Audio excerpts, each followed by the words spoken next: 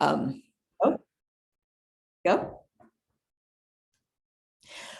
Just to go through a few of our plans, and you can also get a sense of what our land looks like. So Kentucky is what's called a knobs landscape. You can see these sort of gentle rolling hills, a lot of deciduous trees, very high level of biodiversity. We have something like 81 miles of waterways just in our 6,000 acres. So we have several artificial lakes and ponds and some horticultural collections as well as natural forest. Next. This is a planned visitor center. So all of our buildings are done to a very high level of sustainability standard. Our visitor center is platinum level LEED. Our edible garden, it meets the criteria of the Living Building Design Challenge, which means it's zero water use. So it's a completely closed water system. It requires no irrigation and it produces no runoff. Next. Another interesting thing about the Kentucky landscape is once upon a time, it was about 50% prairie. So these were native wildflowers that are very important pollinator habitat, wildflowers and grasses primarily. And they go something like 4 meters into the ground with their roots. So they're able to withstand fire or other disasters and they recover very easily. So it's a very resilient landscape. As I said, this was once 50% of the state. It's now a critically endangered landscape because of development. So this is something that we try to preserve and protect, not just because it's beautiful, but because it's very critical habitat to a lot of butterflies, birds, and bees and other insects. Go. This building is not yet constructed, but this is going to be our new visitor center that's going to be built right on a lake so people can have a direct connection with water there. It'll be solar powered with a sustainable seed to table restaurant in it. We're hoping to build this in the next few years. We're in the process of fundraising right now. Next. And this is also a planned building, our Hilltop Event Center. Next. And then we want to do a restoration of our ponds. So you all probably know the name Frederick Law Olmsted, who was the creator of Central Park and pretty much every major park system in the United States. These ponds are named for his 2 sons who designed them and were part of the master plan of Bernheim in the early 20th century.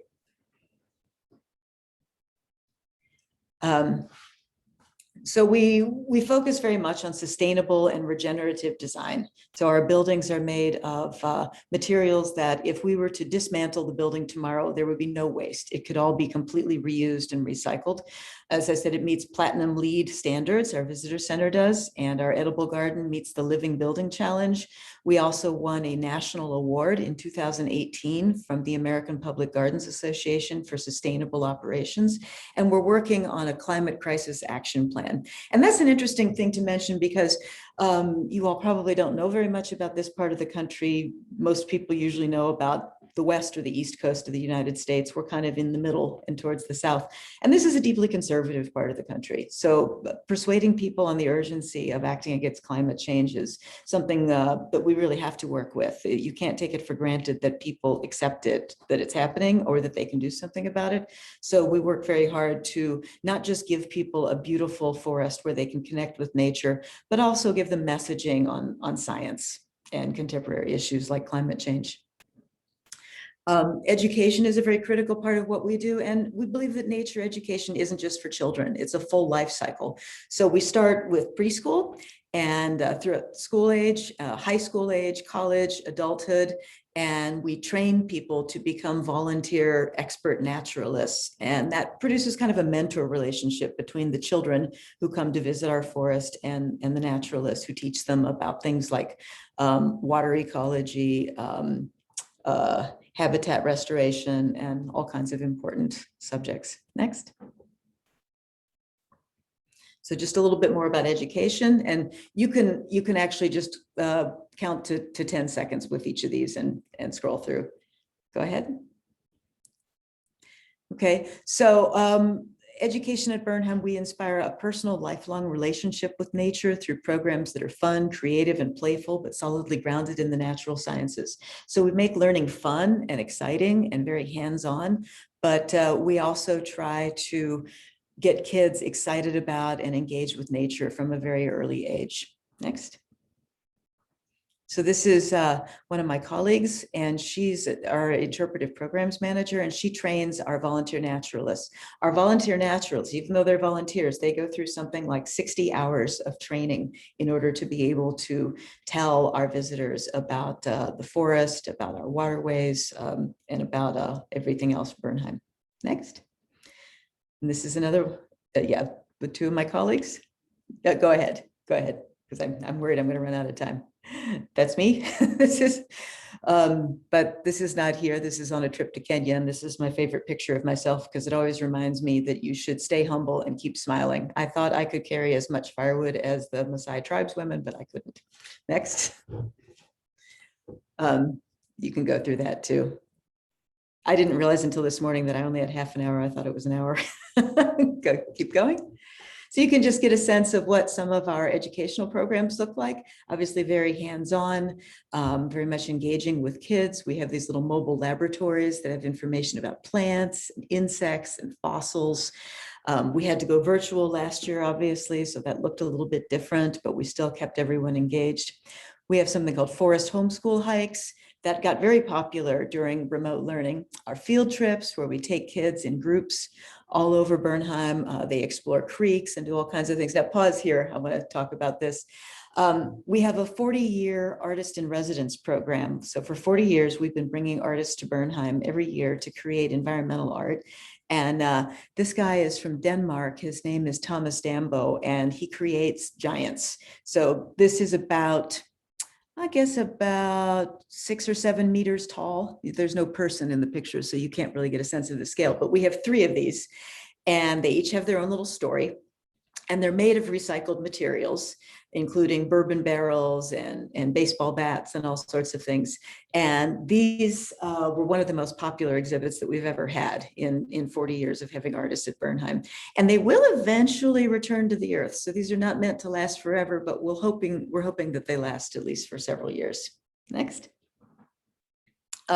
We collaborate with local high schools to create science and engineering on-site programs, which is a really great way to kind of influence the local education, science standards, and improve the quality of education in our area. Next.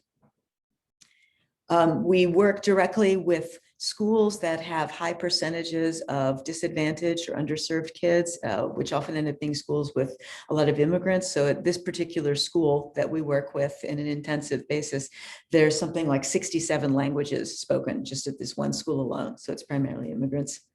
We also work with youth ages 16 to 22 to try to improve diversity in horticulture and other fields. So horticulture, at least in the United States, is a very white dominated, very middle class field. And we're trying to work to change that, to bring people of color into the field. Next. This year we started our own nature-based camp, which involves a lot of things like kayaking and fishing and playing in creeks. That was super popular. Next. We're starting a program called Junior Naturalist Explorers, which is for kids ages 8 through 12, and it gets them out into the forest, exploring, discovering on their own, writing journals, drawing pictures, and in a very hands-on way, getting connected with nature. Next. And we try to get kids excited about nature from preschool age, so even before kindergarten. Go ahead. We're about ready to start our insect festival. So we have an annual festival. It's usually called Bug Fest. This year it's a scaled back hybrid version. So we call it Bugapalooza. So that's the alternative name. And it's a great way of getting people excited about bugs. And also there's a phrase we often use called go from fear to fascination. You know, a lot of people are afraid of spiders and roaches and other kinds of bugs. So we try to take this as an opportunity to teach people that if you understand about insects, you're not going to be afraid of them anymore. Next. Go ahead. We also have beekeepers on site. So we have what we call our bee team, and they produce honey. And that's something that people always get excited about. Go ahead. We also try to leverage the creativity of our community. So on the heels of the pandemic this year, we tried to advocate for schools to do more outdoor learning. So we created a design competition that we called Outschooled, where we asked people to create outdoor classrooms, prototypes that could be realized for $5,000 or less. And we got entries from 3 different countries, 22 incredible ideas, all of them completely realizable for $5,000 or less. Go ahead. And this is just an image of our founder and one of our favorite pieces of outdoor art. He was really ahead of his time. So he came from Germany in the 1890s.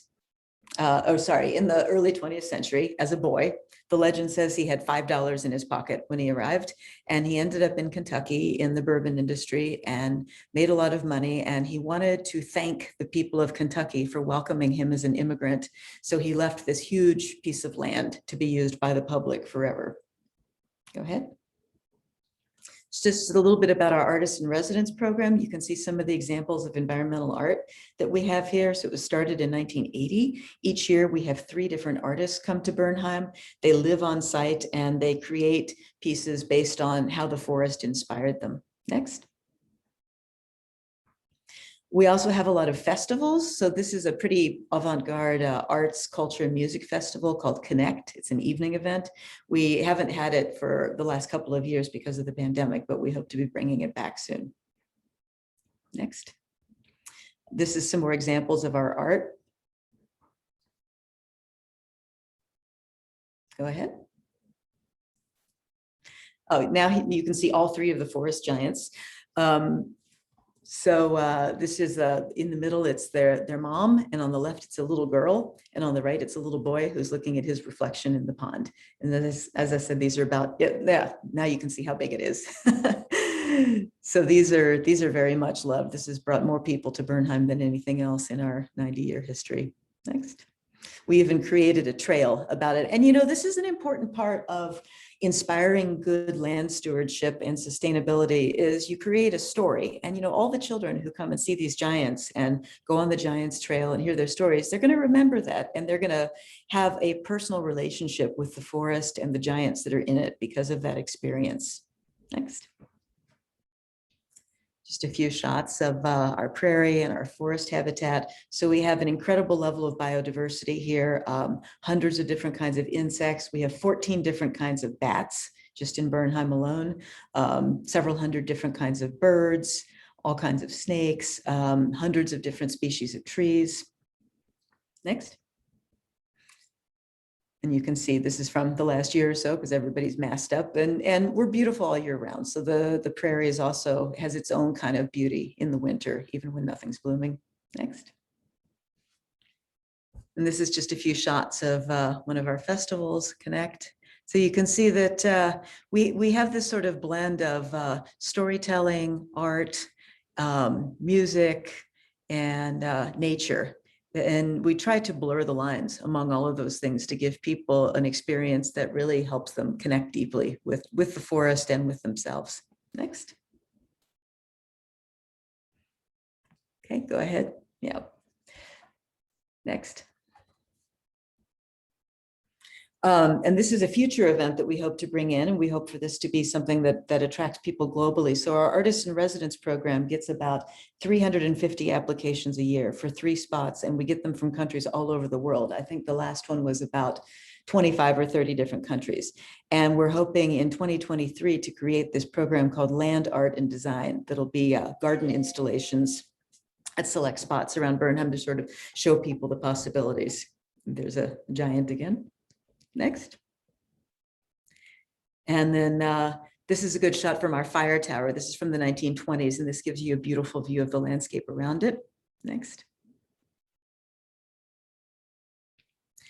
And this is a nice aerial map of our 6,500 acres. So you can see that we're surrounded by a lot of forest too. And what we're hoping to do is acquire more of that land and also acquire the rights for conservation for it so that we increase our footprint even more, because there's a big tendency in the area where we are to develop land, to put warehouses and things like that on it, because land around here is cheap. It's close to a motorway. So there's a lot of big logistics centers and warehouses and other facilities around here. And we once the forest is gone, it's gone. So our land, where you see in this outline, is protected, but the land around it is not. So we're hoping to expand our footprint because, once forest is gone, it's gone forever. Next.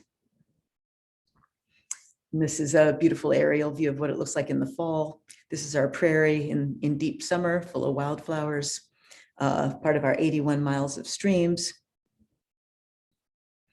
This is one of our golden eagles, really spectacular photo that someone got. So these are the ones that we track to and from Canada. Their names are Athena and Harper. So we've been tracking them for years. It shows the tracking device that we use. And they've mapped their migrations. Interestingly enough, they take separate routes. So the two eagles don't fly together. They take separate routes up to Manitoba and then back down. You can see at the bottom of the map, we're in Kentucky.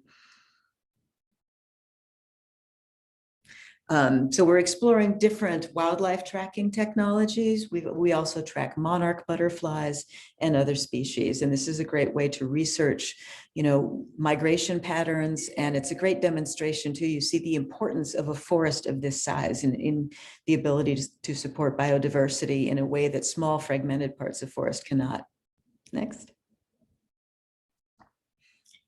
And, it's a really, bird protection is a huge part of what we do, and education about bird protection. So the loss of habitat because of development has had a huge impact on birds in our region. So we work very hard to do the research that shows the importance of forests of this size and the importance of protecting birds.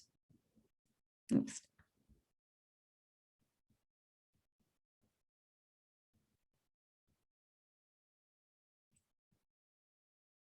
And we try to promote what you could call green infrastructure, so natural climate solutions.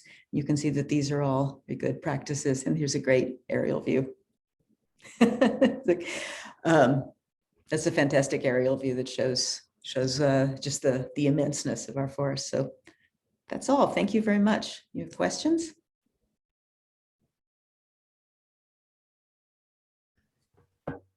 Thank you very much for your wonderful presentation.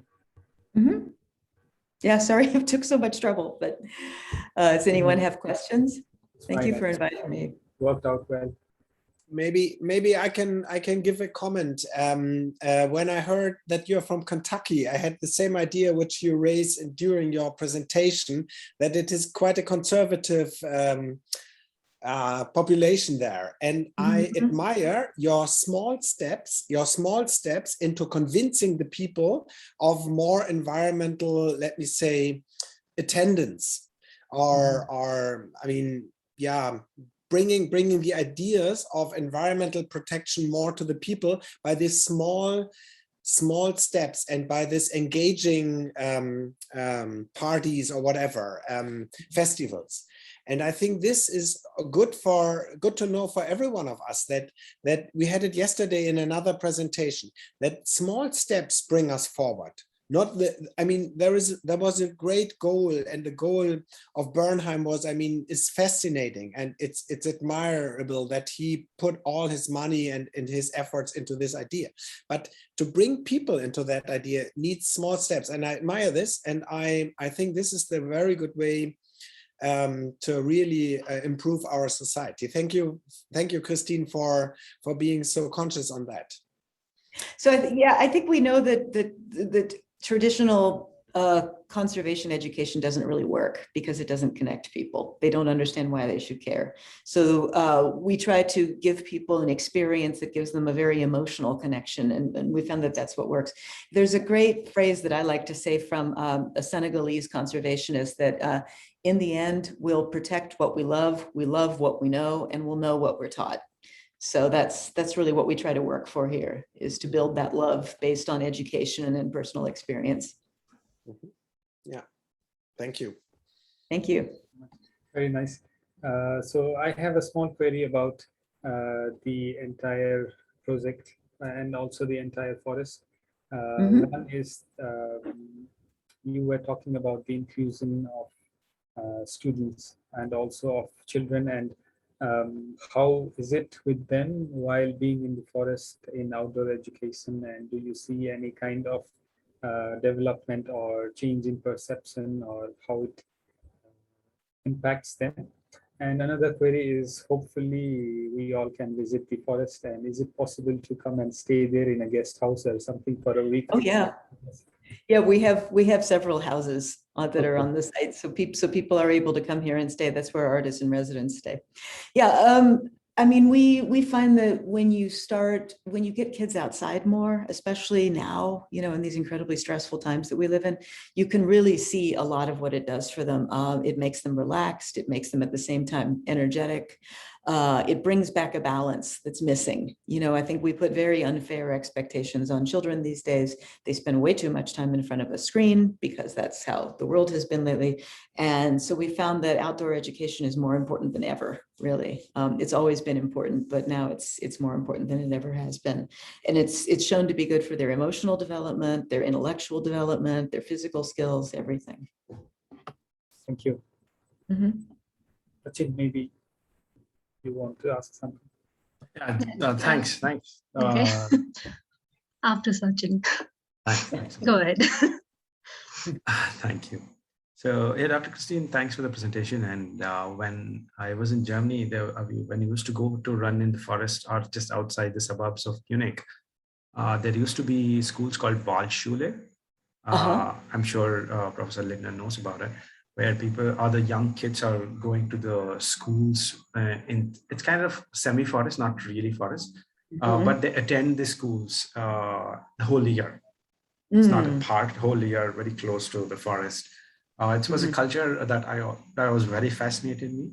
So now when you presented this similar concept, there's something which is what comes to my mind is, how do we measure, in case if there's a future of some kind of this kind of schools are very mainstream, then what is the measurable content that we could introduce to the children so that they can, of course, they can enjoy living and learning with nature, but how do we measure how the students are learning, or how better experience that we can give to the students? It's something which always excites me. You mean, how do you measure the learning success? Yeah. Well, with one of the programs that you saw the slide of, called Restoring Nature's Classroom, where we work with a local school that has a very high immigrant population, they actually did the standard state tests with those kids, and they found that their science knowledge went up after a year of doing this program.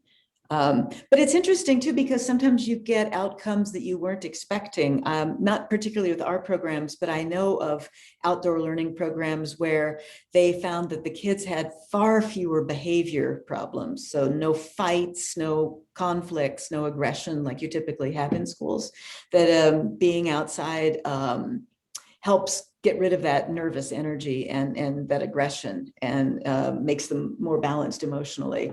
And when you're more balanced emotionally, you can learn better. So it has that intellectual side too. Does that make sense? Yes, thanks. So is it something which you already included in the process of the whole system that you guys are built, or you're thinking to build something, includes these kind of process? So we have someone who's on our staff who is hosting a forest kindergarten. It's just kind of a small private thing for now, but we consider it kind of a pilot initiative. So if it's successful, we might make it bigger, because that kind of thing is becoming more popular. And I think the experience of the last year and a half has taught a lot of people that maybe we need to rethink school completely. Maybe we're doing something fundamentally wrong. And maybe the best way to start is figuring out how we can get kids outside more. I mean, I think if there's anything good about the last year and a half, it's that it's presented an opportunity to rethink everything. Thanks, Dr. Christine. Anybody else? Okay, yeah. Can I add something to it? Yeah. Thank you so much for the presentation. It's really impressive. And this is what we are trying to do here in Kathmandu as well as a foundation. But we are working on public spaces. And it's very difficult because the land is very less in Kathmandu, and it's really difficult to convince the adults who are in the authoritative positions, to convince them to give us land and to bring wilderness back to the city. And I get frustrated at times, and then I tell Shakil that if I had money, I would buy this much of land, and then I would make a park on it. So to see this. It's really impressive. And yeah, and about measuring the success, I think it's more important that we are in the process of doing this with the children than the outcome, because it's actually a cycle and it's a process. It develops and grows, and then it's more about creating awareness, I think, to the society with the help of the children, and then the children become aware, responsible, involved, attached, and then they would like to do better for their society, I think, as a whole. Yeah. That's how I think it works. Yeah. I just wanted to add this. Thank you. Okay. Thank Okay, you, so everyone. thank you all so much for the invitation. It was really nice to be here. Sorry for the technical mishaps. I still don't know what was wrong, but next time we'll do a trial run first. Thank you. Okay. Thank you very much. I think we Thank you all so look forward to visit you in your center, and we would like to spend a few days there. Absolutely, absolutely. We Okay. would welcome you. Just let me know so I can book a room for you at one of our houses. Thank you. We have a really nice cabin on the lake where our artists in residence stay. So just let me know. Okay. Bye.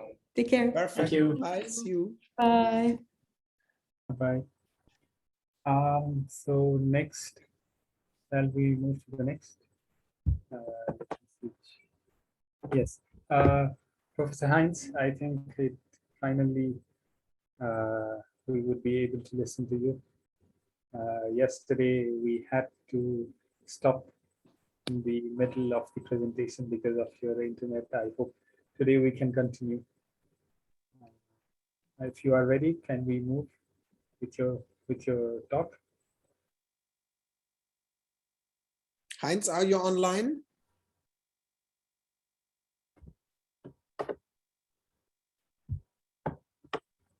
Heinz, hello? Hello, can you Yeah. hear me? Yes, we can. Shakil, have you given me rights to share? Yes. So yesterday we missed half of your presentation. So do you think we can complete that, or it would be misplaced? Well, I think let's go for the one that's advertised, and then if there's time in the program, I'm very happy to go for the balance of what we missed yesterday. Yes, for sure.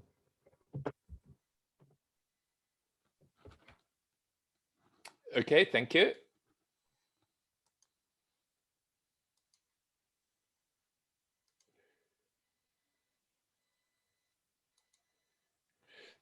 Thank you. That should have shared the screen to everybody. I hope you can all see this. Perfect. Perfect, Heinz. And thank you also to Christine for, in many ways, laying the foundations that I'll be using in my talk.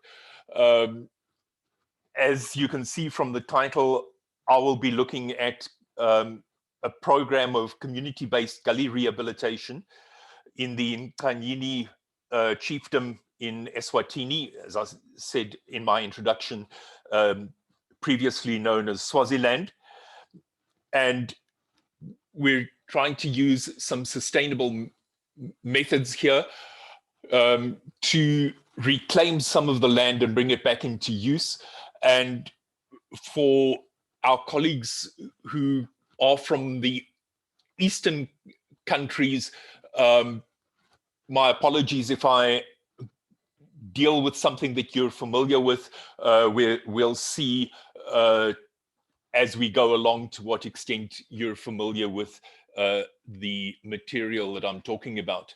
Just as a quick introduction, just to remind people of the difference between the Northern and Southern Hemisphere situations in terms of soil formation processes. The bulk of the Northern Hemisphere countries' soil was stripped of its original soil by the ice sheets during the Pleistocene age. The soil formation started effectively either on fresh rock surfaces or on fluvio-glacial deposits some 10,000 years ago. And by contrast, soils in Southern Africa have been formed on land surfaces that have been exposed to weathering probably since the Tertiary age, some 65 million years ago, up to most recently 1.8 million years ago. So ancient and deeply weathered soil profiles are consequently a widely distributed feature of Southern African landscapes, and the Southern African soils, therefore, are derived from primarily what we here refer to as Karoo group parent material, although it also, of course, occurs in India and in Australia, South America, and then also important to recognize that there has been no meaningful rock formation in Southern Africa in the Quaternary period. And that allows the area to be prone to a variety of erosion features. I've included a couple of small pics there, but important also that Southern African soils did not experience formalized intensive grazing or cultivation until European settlement less than 400 years ago. Remembering that the indigenous peoples, the Amabantu, were primarily nomadic grazers. And then the inappropriate land management practices and cloven hoof animals have had a very significant impact on the soils since that time. So most of our soils are heavily leached skeletal soils. If the soils are derived from the red mudstones, they are frequently sodic and therefore dispersive. And it's a problem that is very well familiar with people from Australia, India, and to a lesser extent, South America as well. And the valley soils are often on deep colluvial material and on deeply weathered soils, whereas the valley side soils are much thinner. The hilltop soils are often very shallow, sometimes only a few centimeters in depth and virtually non-existent. So that in general, as far as African soils are concerned, they are low in nutrients, they are poorly structured, they have a low organic carbon, and they often have high to extreme erosion risk, and as I indicated, are often dispersive. So the sort of landscape that is presented in this photograph is unfortunately all too common as far as erosion is concerned. Just to touch briefly on what we mean by dispersive soils, this photograph superficially looks as though it's fine, but the water that is running out is turbid. In other words, it's cloudy, despite the 100% grass cover. It may also show tendencies of becoming what we very much tongue-in-cheek refer to as a self-draining dam. With the soils being dispersive, they have a nasty habit of developing holes through the dam wall. And if this happens to be your project, have you booked your next flight out yet? Because that dam wall is about to go very, very soon. So these are huge problems, quite apart from the way in which land is utilized. And then here, because in this particular instance, the people responsible for the rehabilitation technique didn't recognize what type of soil they were working with, we now have a very expensive pile of rocks in the middle of a considerably larger gully than was the case. And here's a closer view of the same feature. Some of the gullies are very extensive, very deep. This is a gully system taken here from Eswatini, the so-called Zombotse gully system. And here's another image note these systems can be 20, 30 meters in depth. And of course, they play absolute havoc with the agricultural systems. So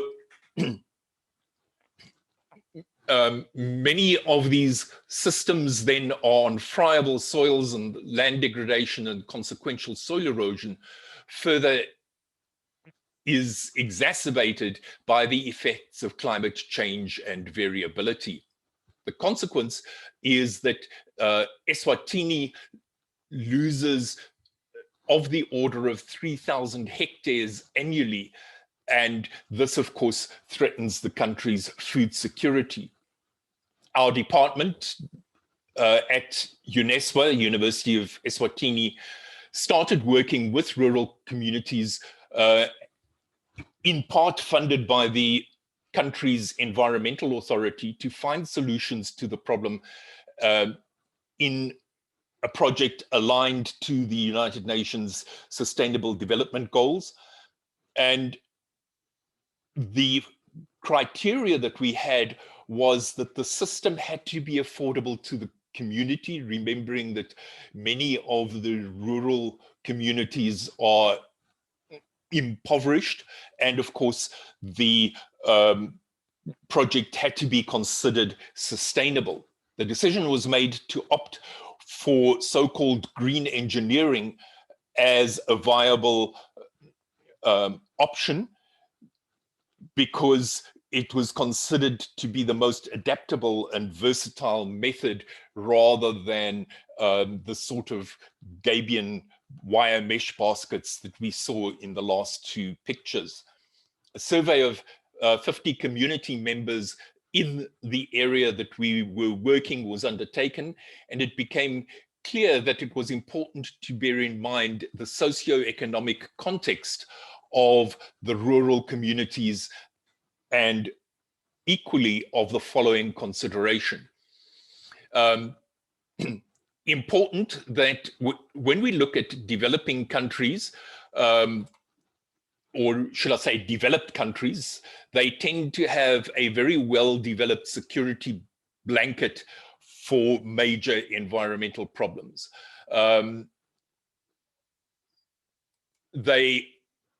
Sorry, I'm just letting people in.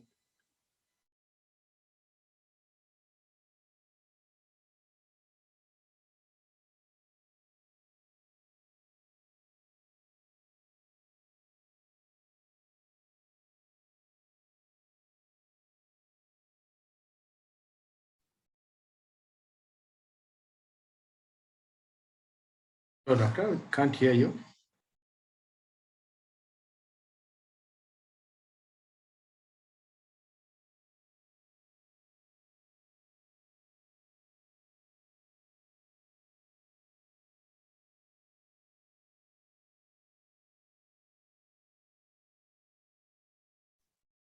Hello, doctor.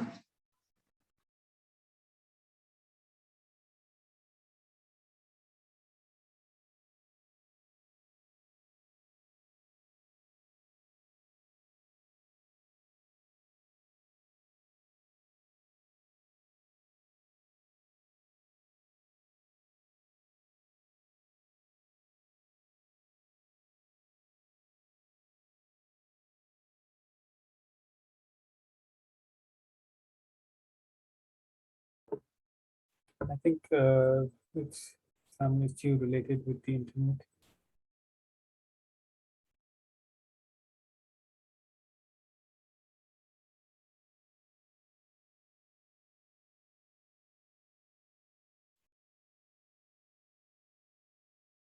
Let's wait for a minute.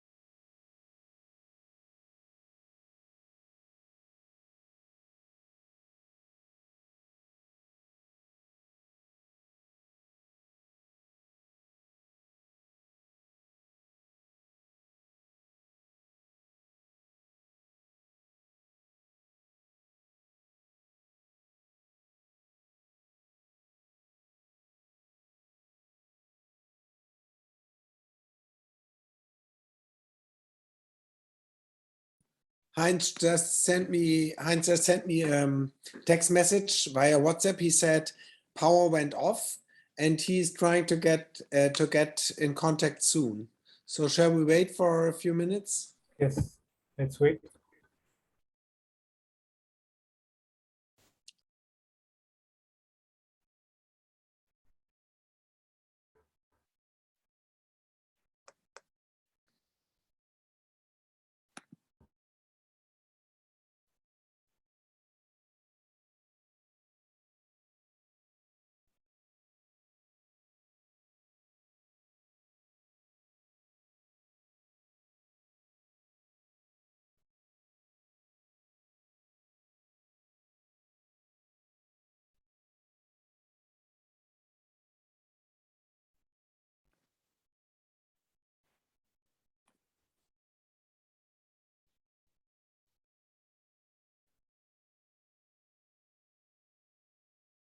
Do we have a attendant from South Africa at the moment, or from Eswatini? Is there No. someone of you? Yes, we have Samuel. Samuel is also from Eswatini. Samuel, okay.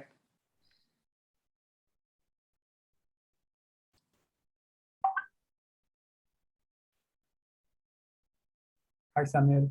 Hi, Samuel. Okay. You are mute, Samuel. Are you working with Heinz, Samuel? Samuel, your microphone is off. You are muted. Okay, Hans is back. Ah, now Okay. it's okay. Yes, I work with Professor Heinz. Okay. He's Ah, right the he's same there. time. He's there again. So let's pray for the best. Inshallah, it works. Hello. Yeah, we hope it's Sorry, so. we had a bit of a power problem. Okay. Hi, Oh, he's Sam. back. Thanks. Okay. Okay. So we are It's- waiting for the rest of your presentation. Yes. Thanks for Yes. getting back, Heinz. No, not a problem. Hopefully, I'll stay this time. Yes. Okay. Right. Hope so. Okay, let's just go through that very quickly. We spoke about the situation as far as developed countries are concerned. In underdeveloped countries, the situation looks somewhat different in that there is a minimal social security in the event of major environmental damage or disaster, reliant primarily on the extended family. Of necessity, the attitude of the public is often fatalistic in outlook, and there is very limited access to additional resources beyond the family. At present, much of the agriculture is frequently on marginal landscapes with extremes of gradient, climate, and shallow skeletal soils, as I mentioned in my introduction. And financial collateral is absent or extremely limited, and there's no disaster management fund to speak of. There are small measures of support that might, if we're very lucky, be available from government sources, but they certainly nowhere near cover the loss of the people. So the objective, therefore, for our project was to move from a degraded landscape such as that to, in the ideal case, somewhere near to this when it was restored. Just to give you an idea as to where Swaziland or Eswatini is, and then the two green dots are where we worked. I will be reporting on one project, and then right at the end, I'll comment on the second site. This is the gully that we were dealing with. That in its deepest place is about 3.5 meters deep. And we were in contact with the community in terms of protocol, it is critically important in these rural areas to follow due procedure, due process, and engage with the local chief or headman, or in this case, head woman, and then to survey the area, in this case, using a small drone, and then start reshaping the gully by mechanical means, because we had the donation from the environmental authority. Otherwise, it's good old sweat and tears. And when the earthworks are complete, there's still a lot of muscle work that needs to be done to do the final reshaping. And then you can see on the left the team that was working. A lot of my colleagues were involved. Some of our students from the student society offered their help, and community members. So it was a joint effort. And then on the right, you can see the beginnings of reworking. You can see here in this photograph a very simple method for surveying to get parallel lines parallel to the contours. And on the right-hand side of the photograph, that cluster of people were from the local high school. Watch what these crazy professors were busy doing in the area. And then where the soils were particularly susceptible, we put down an erosion control blanket. Otherwise, you can see we marked out the contours, and we were using vetiver grass that comes from the Far East. You can see there a rather blurred, unfortunately, image of Dr. Paul Trong from Korea, and he's demonstrating the height of the rootstock.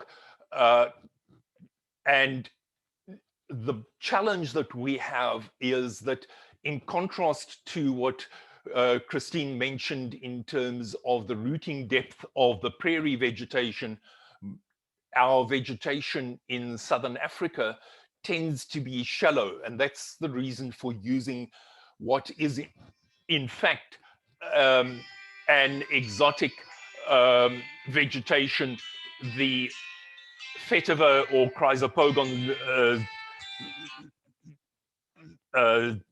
zizanoidus. And what has been shown is that per diameter, the strength of the root is approximately 1/10 that of mild steel. So one can think of these roots as equivalent to thin wire, and therefore very, very effective in terms of binding the roots together. And the other thing that makes this very attractive, apart from the extreme rooting depth, is the fact that there are single-bladed long leaves that I'll come back to later. It is an effective plant in terms of carbon sequestration, looking ahead in terms of the carbon footprint, and the plant itself can be used for making briquettes. It can also be used as is. It does not lend itself very well as fodder. One of the most common animals here, as my friend and colleague Sam Sayama will bear out, tends to be the good old goat. And generally speaking, the goats will leave this plant alone because it has a slightly bitter taste for them. If there's sweeter grass available, just like a naughty child, they'll go for the sweet grass. but if they're hungry and there's nothing better, they will eat this as well. The grass can be used for thatching because of its length. It can also be used for composting. So highly versatile. And here, a couple of images showing the planting. Notice that we tend to cut it and plant, or here, and it looks as though we're planting dead sticks, but in fact, they've got a little bit of life in them. And this is where they are being planted. And they can be planted very successfully to control erosion in waterways, here to stabilize sandbags. And what we've done at the university is we have started a nursery of this grass, and the communities that we work with, we encourage them to start their own nurseries as well, so that they can work with other communities in terms of spreading the message. So we started, as I indicated, from this and landed up with this. This is taken, 2 weeks, my apologies. Let's just go back here. This was taken just about 2 weeks to a month after it was planted. You can see the plants have taken very well in the waterway where we planted them particularly close together. We have planted around the periphery to stabilize the edge of the system, and then parallel rows as well. Notice that we have not recovered the area with topsoil. So we put a little bit of compost into the holes that we made for the grass, planted the grass in, and it has stabilized. And the plan then is that once these have stabilized, the community will either plant grazing in between or plant vegetables, particularly down in the bottom. They have, in fact, already had one crop of vegetables off this area. So this then is the reasoning for using this material, rather than using relatively high-tech gabion structures. And notice this is taken somewhere else in the country, and some fairly serious problems because the water is already working its way around, and again, heading towards the situation of an expensive pile of rocks. Also, very often we find that the fill material that is being used in these structures is too small, and the reasoning being, if we can pull the material out with our fingers, then flowing water most certainly will take it out. And again, problems where the material hasn't been put in properly, it hasn't been dug in on the sides, and unless one has people checking and supervising closely, these systems, A, are very expensive, and B, very ineffective. This is just, again, an image of what this vetiver grass, the Chrysopogon zizanoides, looks like in reality, and a lady standing in front by means of scale. And this grass lends itself particularly well to craft making as well. In other words, we're not only helping the community to rehabilitate their area and bring it back into use, they also are able to harvest the leaves. They're in fact encouraged to cut the leaves every 3 months, and are then trained in craft work so that they have additional income. The reason why I said I would come back to the second site, that was very much less successful than this, because in this particular site, the community really got involved. In the other site, they stood back and watched while the university staff and the students did the work. And then when we handed the project over to them, they didn't go anywhere with it and just let it disappear. So community involvement and engagement are critical elements, but with the community that we have had this close interaction with, we have noticed not only an enthusiasm within the community itself, but also within the youth of the community. And in fact, surrounding communities have contacted the department and have become interested. Thank you very much. Questions?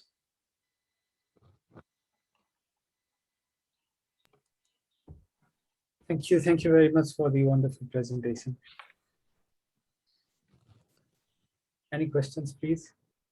Yeah, thank you very much also from my side. And as I said in my introductory speech yesterday, erosion was our main topic when we visited Eswatini and South Africa. Heinz, I'm very thankful for your hint that all these measurements do not function without a link to the society, to the human environment. What about the problem with the fire?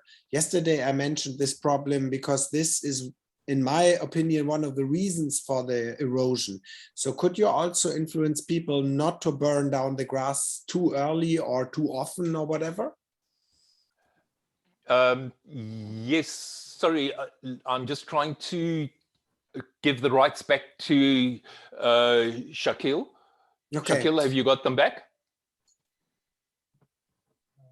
Not yet.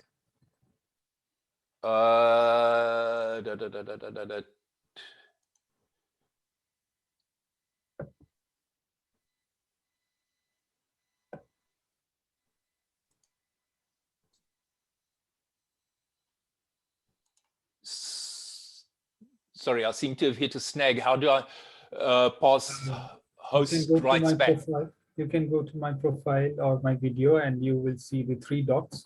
From there, you can give the right to me.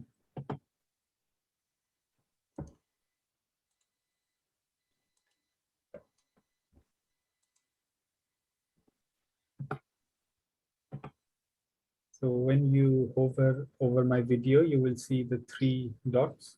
And once you click on the 3 dots, you will see the option.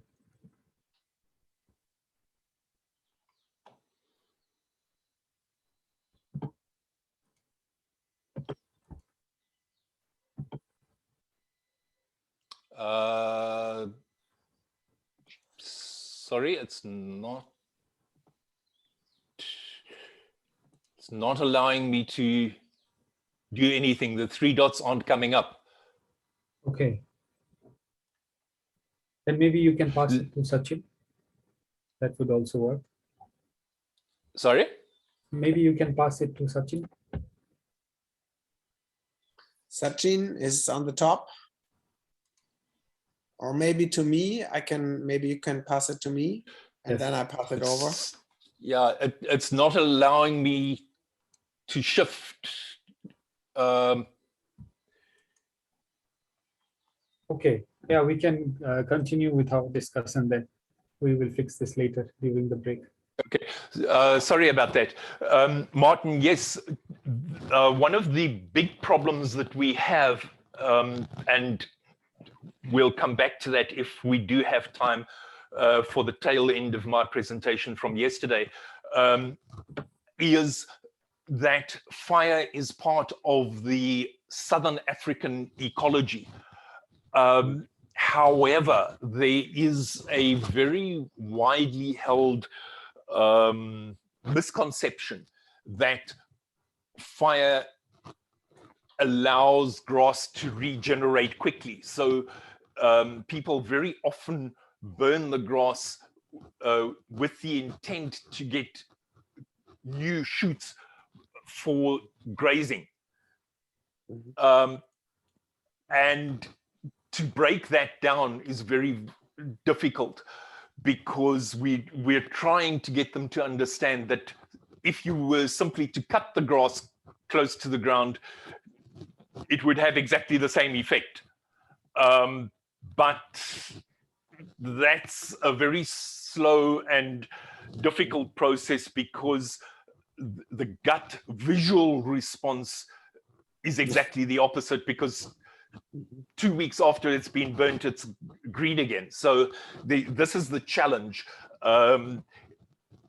Fortunately, this type of grass is fire resistant because of its deep rooting depth. Okay. So as long as the grass has been established and is allowed to develop this root system, it will not be killed by fire. Perfect. Okay. Yeah, this is what I wanted to know. Perfect.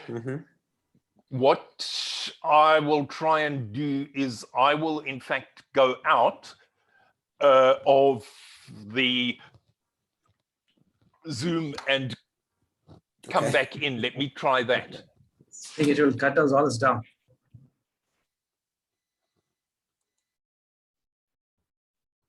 Yes. Oh, now I'm the host. So Jeff is the host. Yes. okay, who's next? The next is break, but I wanted to ask a small question to Professor Heinz, but I will do it when he's back. Okay. So we have a break now? Yes. Could you pass me the hosting right, if it's possible? Sure, I try, yes.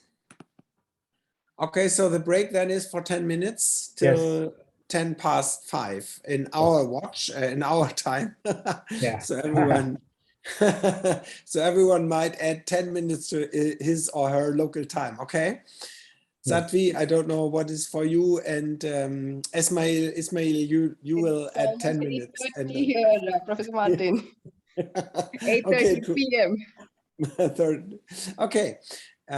Okay, Heinz is there again, and I will pass over to Sakir.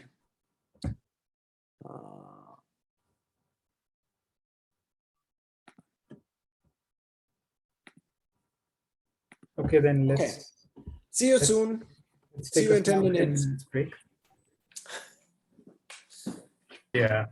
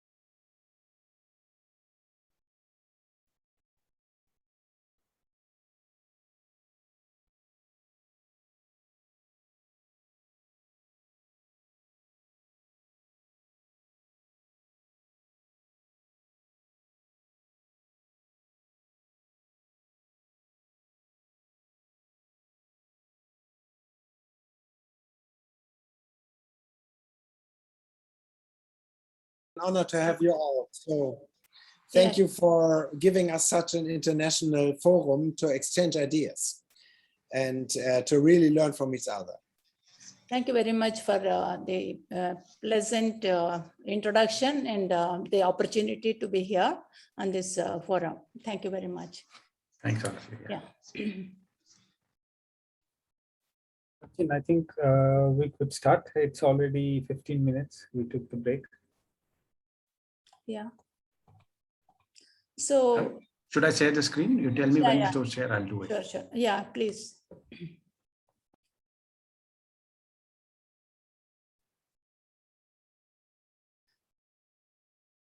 This is also an experiment with farmers, especially how, with simple intervention, we can help the farmers to improve the yield, income, and the sustainability. So I'll just share the the presentation. My topic is building robust communities in Central Dry Agroclimatic Zone, especially evidences from the Maize Business School, which we participated and conducted along with farmers in the Central Dry Zone of Karnataka. Yeah, please move. So just to give a background, Karnataka is considered as the second most drought-prone state after Rajasthan. You all know about Rajasthan. So ours is the second most drought-prone region. And in Karnataka, we have 10 agroclimatic zones based on rainfall distribution, temperature, and soil types. And the Central Dry Zone is one of the important zones. Assume that we have 10 million hectares, of which around 2 million hectares is in Central Dry Zone itself. And mainly we have the 5 districts under this Central Dry Zone. So if you look at the rainfall, it is just hardly 453 to 17 millimeter rainfall. And in this particular area where we did the research, 70% of the area is under rain-fed condition. And if you look at the soils, they are sandy loam. And also there are black soil in some other parts. The major crops, if you look at it, is mainly rain-fed. So we have maize, ragi, jowar, pulses, and oilseeds as the major food crops. Basically, most of the farmers depend on food crops. And of course, in rain-fed, in irrigated regions, some of the commercial crops are also cultivated. So to talk about Maize Business School, all of us are familiar with Farmers Field School concept, which FAO introduced in different countries and also for different commodities. So this Maize Business School is also a similar kind of experiment. We collaborated with NIAM Jaipur in order to do this particular intervention for farmers. So especially we chose a particular village, and it is in Davangere district, which is under Central Dry Zone. And it was mainly to equip farmers with the necessary skill and knowledge in order to transform maize farming into maize business. There is a lot of difference between just farming and converting it as a business venture. And if we look at this particular village, more than let's say 95% of the area is exclusively for maize cultivation. So that way we chose this particular village by consulting the agriculture department of our Karnataka state. Please move. So the objectives, one is to implement climate resilient technologies, especially for maize farming. And second is sustainable technologies for improving production and productivity. Third is to provide market linkages. So mainly farmers are familiar with cultivation, production, but when it comes to marketing, we have our own challenges. So how we can break the predominance of the intermediaries or commission agents, and how to really link them to the ultimate users of maize or the institutional buyers. That's what we were interested in when we started the project. Please move. So this is the map depicting the project site, the Davnagere, which is, the central dry zone, and we have chosen one particular village in Chenagiri Taluk. Please move. Yeah, when we wanted to do this maize business school, it is slightly different from other projects that we do. First and foremost thing we did was, have a general meeting with the farmers community, and then identify what is the major challenge they are facing in maize production. So of course, because it is a central dry zone, the major problem, as per farmers' opinion, was inadequate rainfall. That is the major one.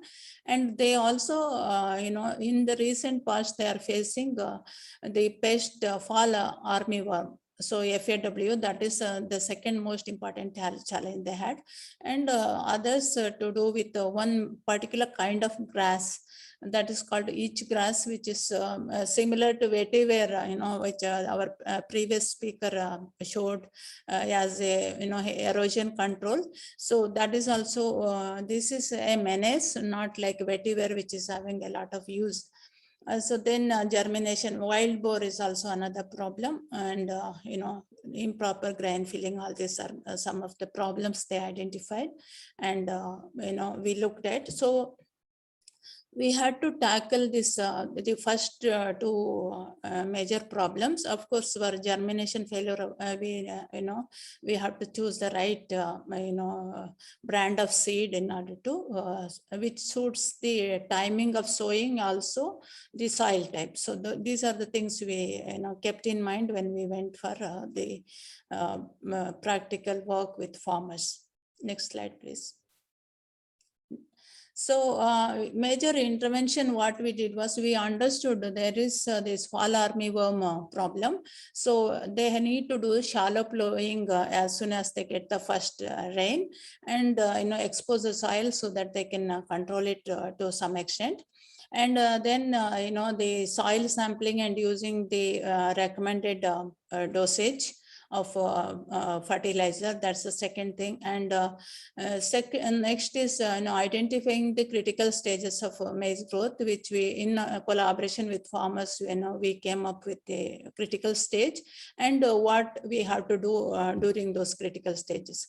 And then integrated pest and nutrient management, post-harvest management, and value addition. As a business, we had to do that.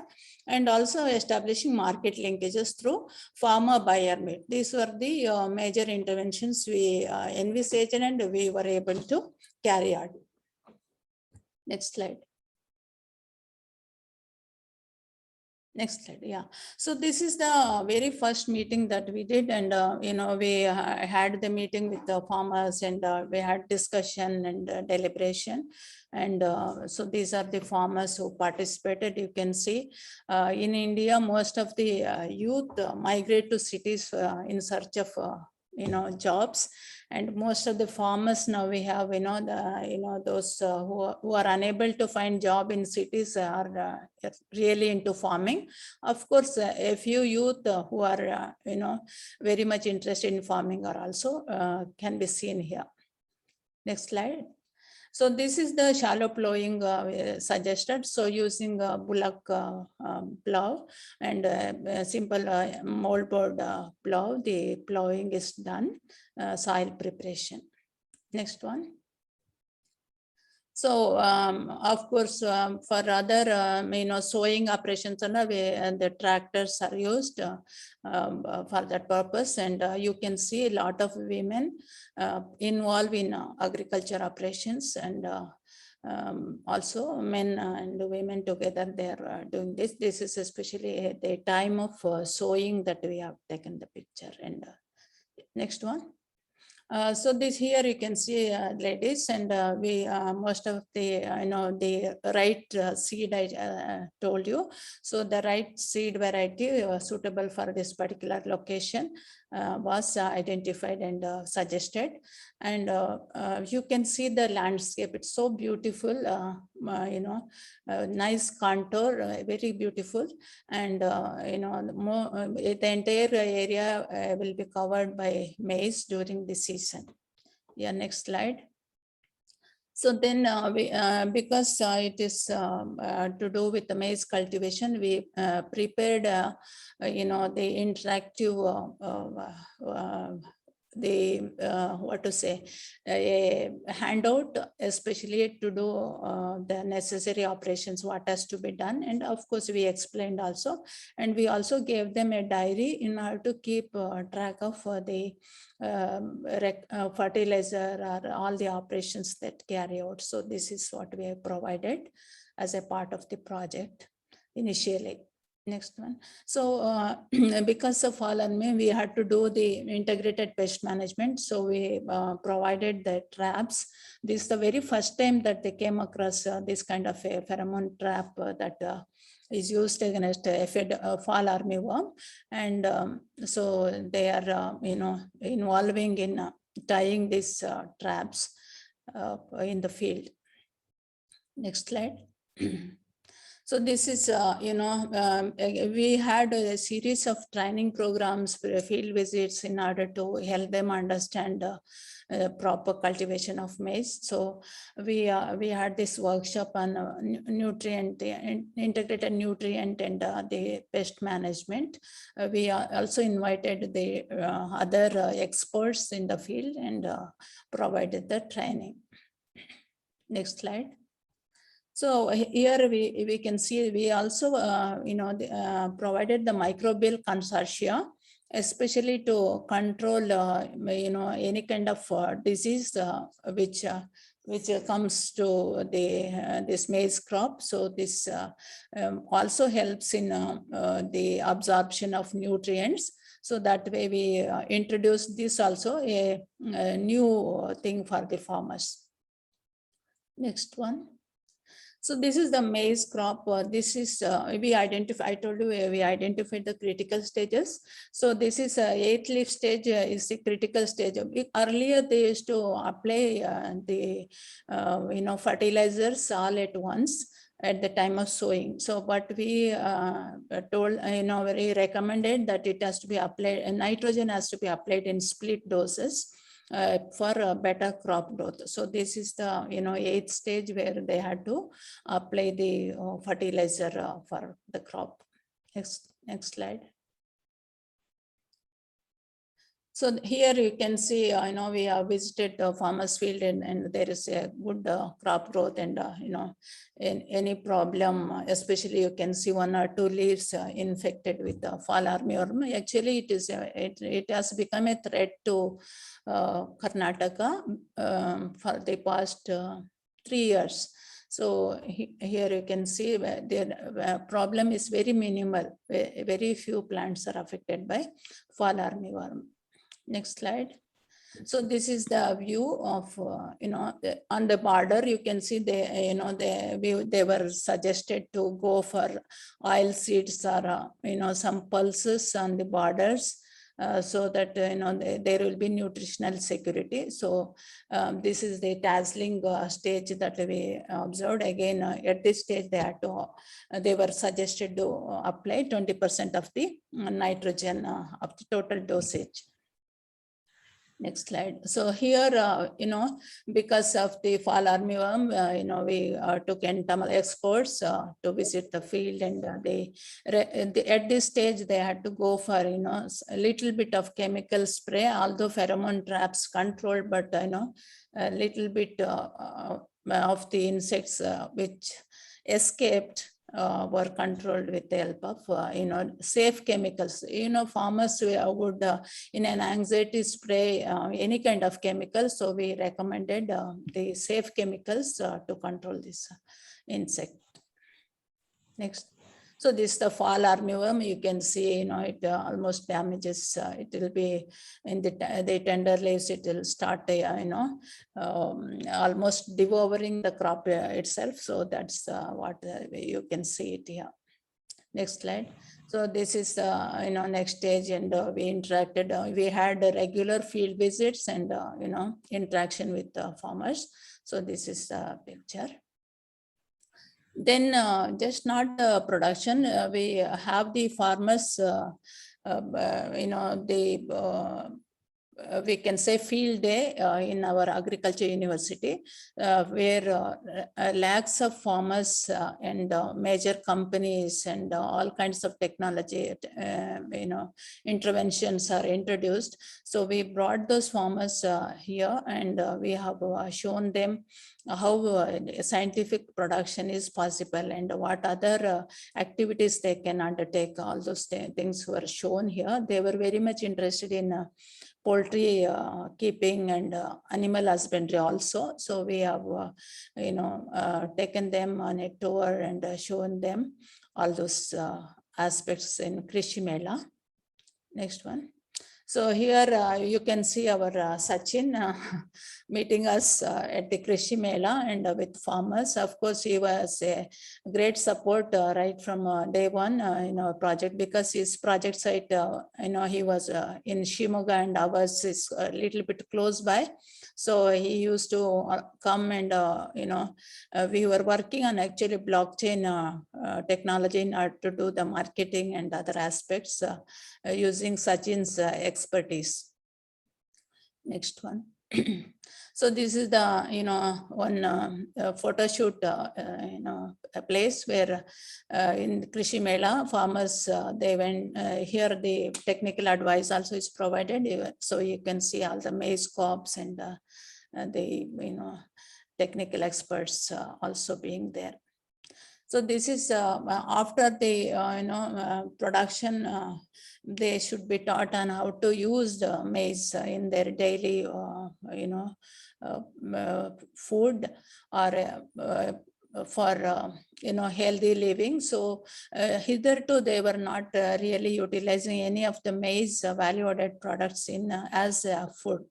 So we have introduced how they can do simple dishes using maize value-added products, and then sustain their livelihood. So here it's a training session where we have introduced what simple products can be made locally, and use it in their daily meals. Next one. So this is the preparation, which can be used as a substitute for a corn flour, regular corn flour, or we also use Bengal gram flour. So instead of that, this maize flour can be used, and which is healthy also. So some dishes are being demonstrated by an entrepreneur. He is already into big business using this maize value-added products. So we have brought him, and all the women were very enthusiastic to learn new cuisine. Next one. So this is the maize dehusking and shelling that's happening. It's usually mechanized, and this is how the operations are being undertaken by farmers. So to come back to the major findings, when we did the survey, we understood that agriculture is the main occupation in that particular village. Though animal husbandry, other activities are there, but this is the one which gives about maybe more than 90% of the income. Then the farm size, if you look at, we are talking about in acres. Actually, I think you are familiar with hectares. If you 2.5 acres is 1 hectare. So you can see it is less than 2 hectares land area they are owning, and about 82% is rain-fed. Only 17% is having irrigation facility. And maize area, it is just more than 1 hectare is for maize cultivation. And when we saw, baseline survey we did, and then when we went for the final one, there was an increase in the maize area by, marginally there was increase in area. And if you look at the brand, seed brands that they have used, so CP, that is a Korean, this one, that is 45%, and Dhanya, Aditya, and others were, to a smaller extent. All of them used branded seeds only. Yeah. Proline, Aditya also sir there. So the average farm income increased by 32,870. It was a increase of 7,000 per acre. I told you it's around 5 acres, 3 point some acres. So it around 7,000 rupees increased to 2019 compared to base year. So when we say base year, we have not taken the immediate past because it is a drought prone area. Past 3 years data we have taken, we have applied a methodology called benchmarking. So we have benchmarked the yield, we have benchmarked income, and then we have studied the impact. The benchmark income was 25K and it has increased to 32. Average yield also that previous benchmark, this one it was 16.87, which increased to 19.79 because of the proper management practices. So you can see there was around 3 quintal increase in yield per acre itself. So that is that's a great increase we can think of, because with small adjustments it is possible to increase the yield. Next one. So if you look at the economics, the one is increasing yield, another is unnecessary expenditure has to be cut, and we have to use proper integrated management so that the cost of production also can be brought down. So we can see that after the Maize Business School, the cost of production, the entire cost was 1,292 per quintal, whereas before it was 1,450. So there was a saving of around 158 rupees per quintal, and the cost, if you see all the costs, in the production, it was 27,000 after the introduction, and before MBS it was 28,000. It was around 1,500 difference in terms of considering all the costs involved in production, both fixed, variable, everything put together. Please move. Next slide. Yeah, this here you can see the yield performance and the benchmark yield, etc. So you can see we have made into a scale very weak, average, strong, and very strong. So like that, and we can see the average yield range, we have classified it 15 to 20 quintal per acre, and the mean yield was 16.87. After this one is 19.79. So there was an increase of 17% in yield. Next slide, please. Next one. So if you look at the income, there we had those 5 categories. When it comes to income, we could make only 3 categories: weak, average, and strong. So the strong, most of them are in strong category, and the benchmark yield was 25, and it has increased to 32,870 during this period. Next slide, please. So if you look at the market, harvesting and marketing of maize, everybody is affected by pandemic. Our project also was affected because we had made arrangements with the Roots Goods, especially to apply this blockchain technology and do the marketing.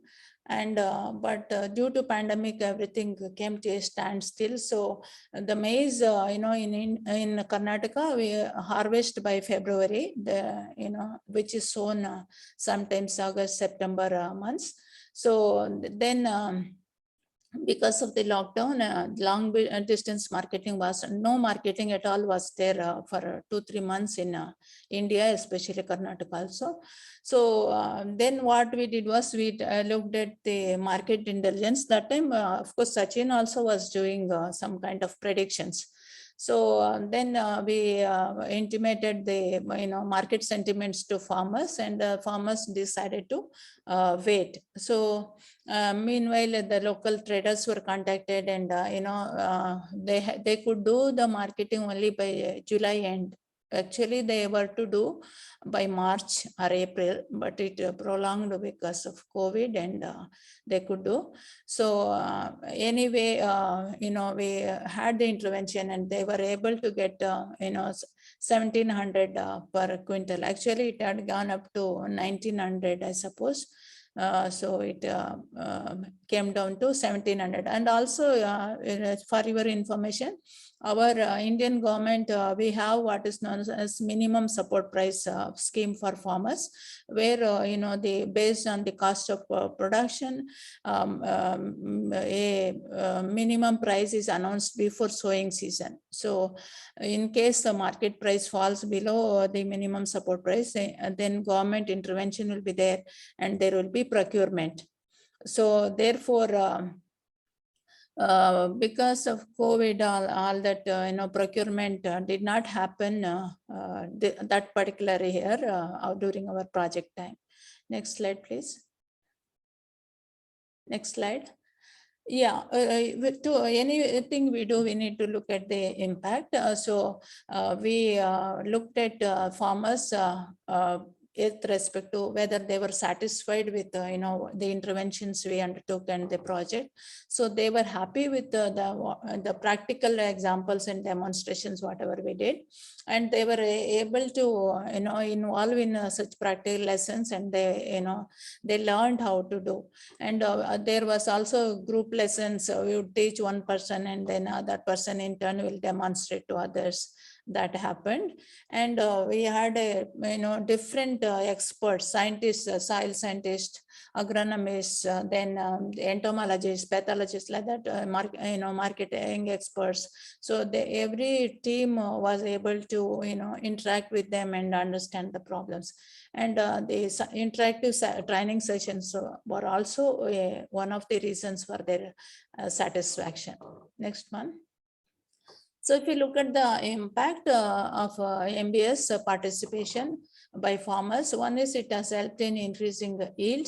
And also we made a WhatsApp group which was very useful, because any small problem also instantly they could get the solution, and also they would send photographs, and then in case of emergency, it was possible for them to get good help. So that has helped them.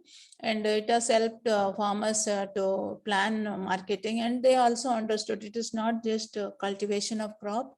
It is right from selection of seed, land preparation up till marketing. All the phases are very important in order to realize better income. So training, educational trainings, and they were happy with the tour that we conducted for visiting the Krishi Mela, or Farmers Field Day at Bangalore. And they also were happy that we provided them some of the simple inputs which they appreciated. And also they were happy about the booklet and notebook where they could document the day-to-day activities and understand what has to be done at a specific time. And also it has helped them to increase the income. Next one. Yeah, so they were completely satisfied and mostly satisfied. We used a scale in order to do the impact survey, and most of them are completely satisfied with this. Next slide, please. So outcome, they were able to understand the shallow plowing and the intercrops. We recommended some intercrops with maize that they have taken up. And usually fall armyworm, it is very difficult to control when there is, too much of a, what to say, when there is too much multiplication. So they have to do scouting of for fall armyworm.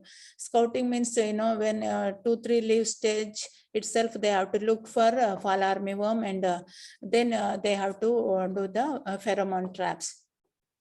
So microbial consortia for disease control and fertilizer application, they understood when to do what. Then seed rate also, earlier they were using more seeds. Now seed rate, recommended seed rate, and the cost of production also came down. They were able to maintain records. and also value-added products of maize for home consumption. They were happy with the new recipe that was provided for them. Next. So if you look at what is the outcome of this project, so primary outcome, if you look at it, is mainly in terms of income and yield, and they were able to spend a little more on household expenses. Secondary outcome, if you see, their improvement in knowledge and their capacity and their ability to adapt new approaches, and they were also able to diffuse the news or information to other farmers also. So this way, the farmers themselves, act as trainers for others. So this is the outcome that we have observed from this particular maize business school. And we had this, it was just for 1 year, and the farmers were under the impression it should be at least for 3 years, so that they can face 1 or 2 seasons to understand how exactly it works. And also they wanted many other benefits which is available from government. So they were saying, we want other programs also have to be combined with such activities, so that they can have a holistic development. And they also want more of farmer producer organization or companies to come up, so that they will be able to really enter into various activities pertaining to the producer organization, which is actually replacing even cooperatives in India. Because for individual crops, we can come up with a producer organization, especially for input sourcing, also for value addition and marketing. So that is what the feedback that is there. So with this, I stop my presentation. Anything questions, you may please address. Thank you.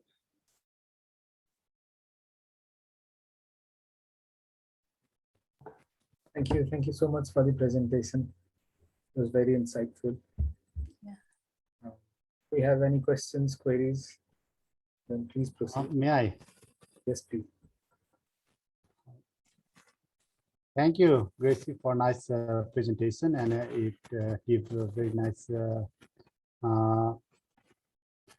information on maize cultivation in India. My concern is how is the situation of erosion, since we are advising farmers to do different aspects. How it is the condition of soil erosion, and if it is very high, then maybe we could also tell, I don't know how practical it is, about the zero tillage instead of this plowing or other mechanical means of this land preparation for maize cultivation. Yeah, Thank you. It's a good advice. Only problem there is the rainfall is so very less. Soil erosion, is not really an issue for them, though it is on a hilly terrain, because it's only 400 to 700 mm rainfall. So they are not really facing that big challenge. And also they are plowing across the hills, across the slope. And they also have nice bunds. It's a rocky soil, and they have bunds with simple stone or whatever materials they have collected. So that way they have minimized the irrigation erosion. And also on the bunds there is grass, as you showed in the previous presentation, but it's not vetiver. Small kind of grass is there, which is covering the soil surface of the bunds. Yeah. Thank you. Yeah.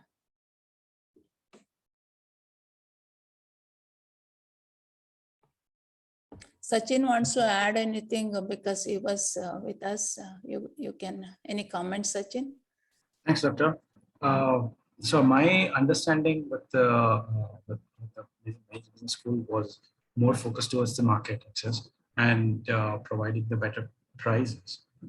So in that context, I felt the market is very suitable for the farmers to plan before 1.5 to 2 months. If they plan the sales with a particular buyer, or if they want to spot exchange it or future exchange with a couple of buyers.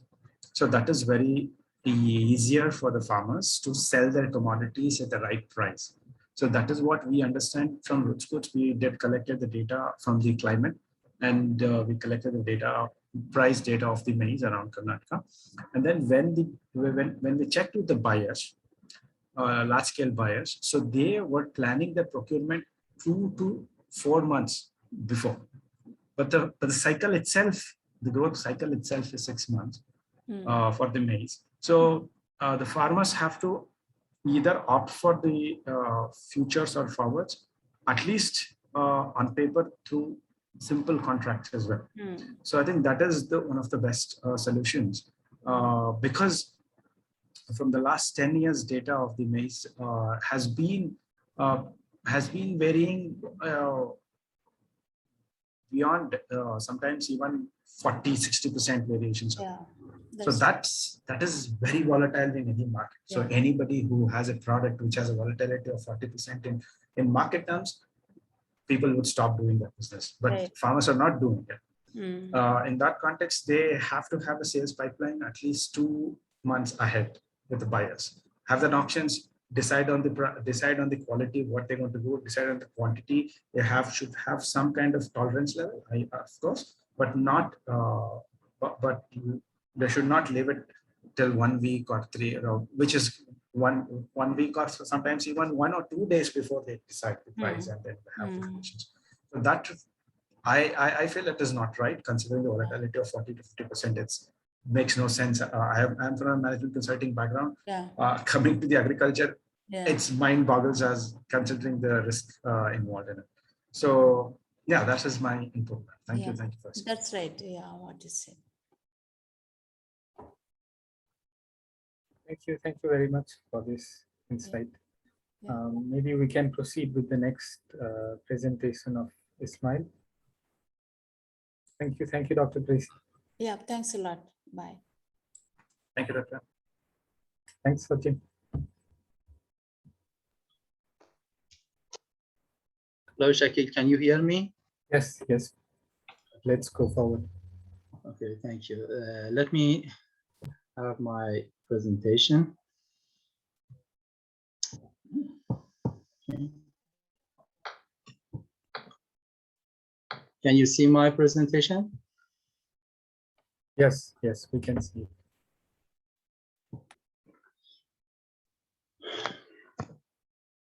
Okay, hello everybody.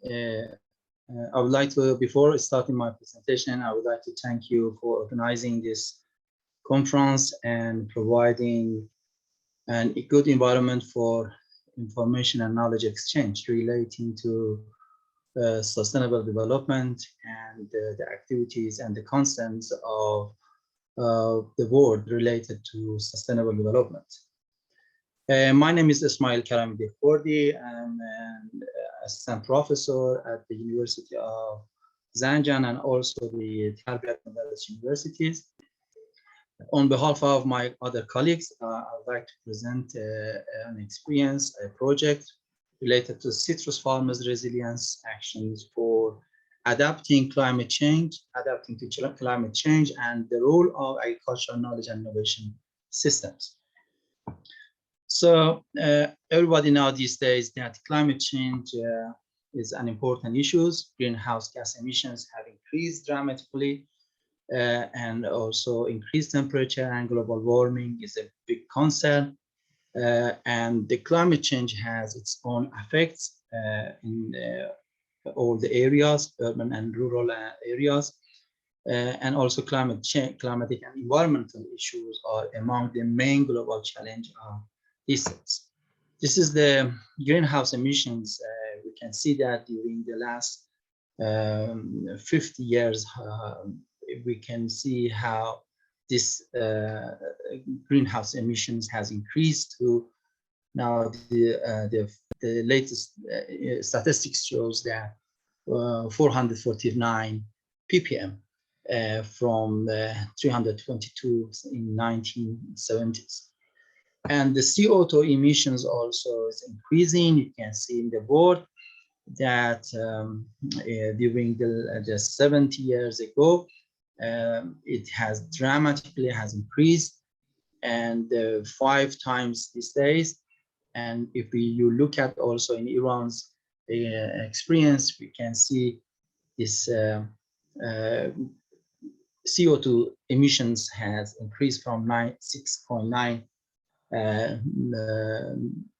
million thousand tons to 642 million tons. So it's more the rate of the CO2 emission is much more than the average world.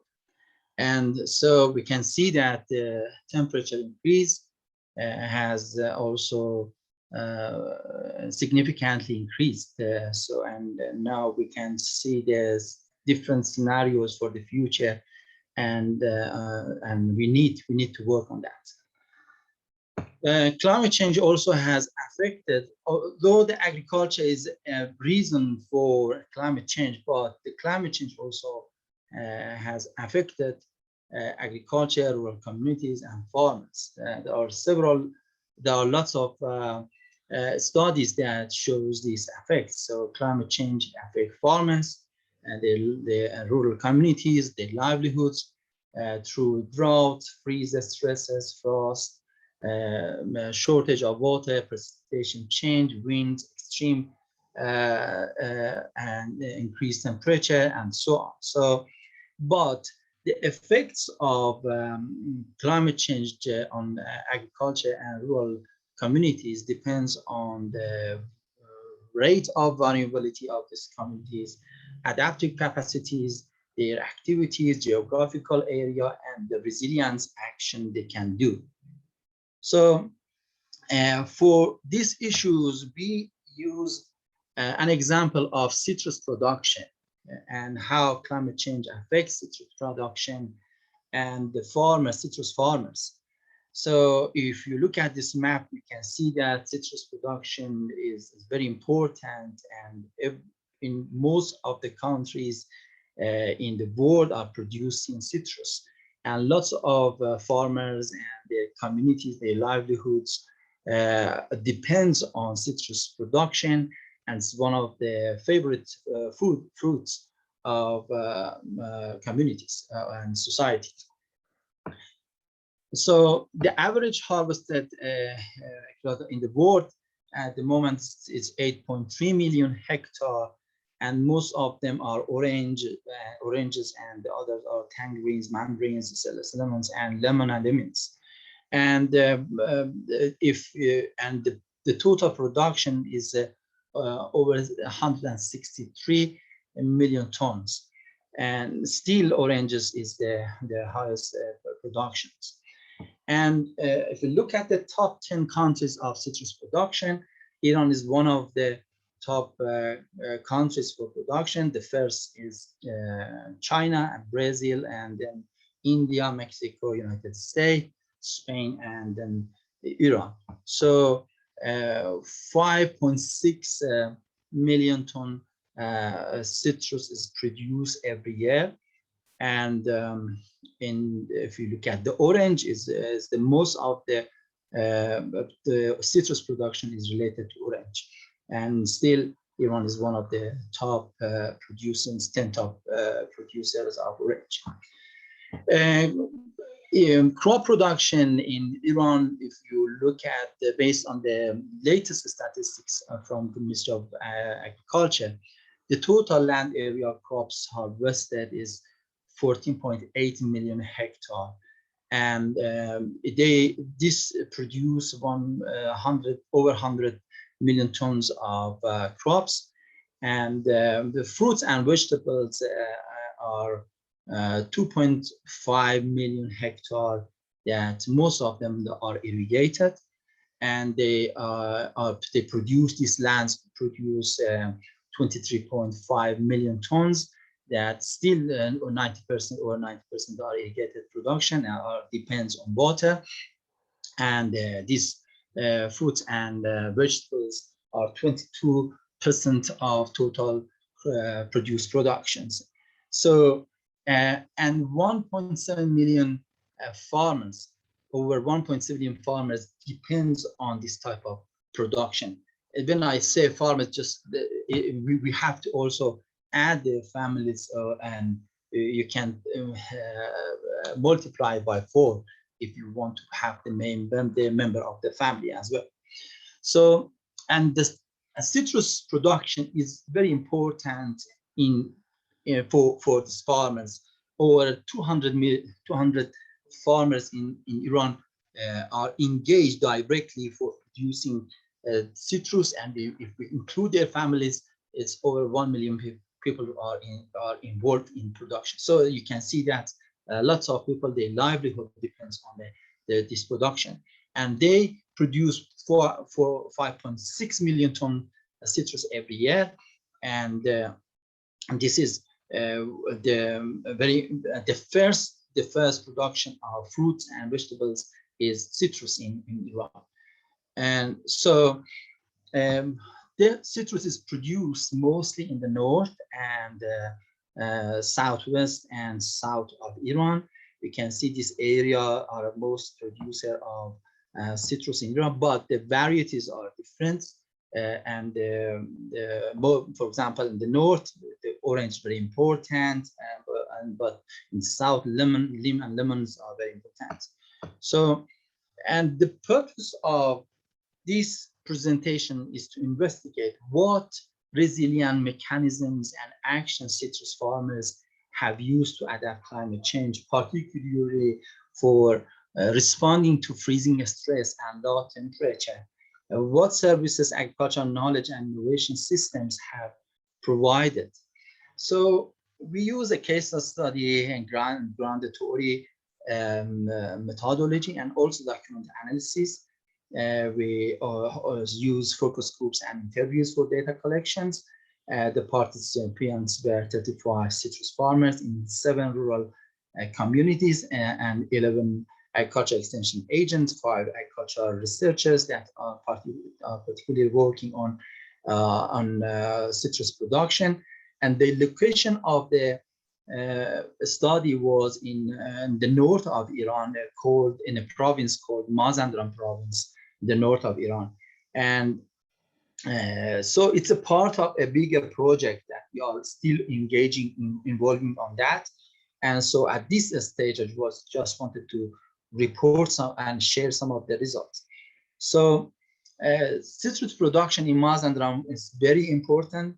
This province is the second producer of fruits and vegetables and the first producer of citrus. So, and over 100,000 farmers, and if you count their families, 500,000 people are directly involved in production of fruit or citrus.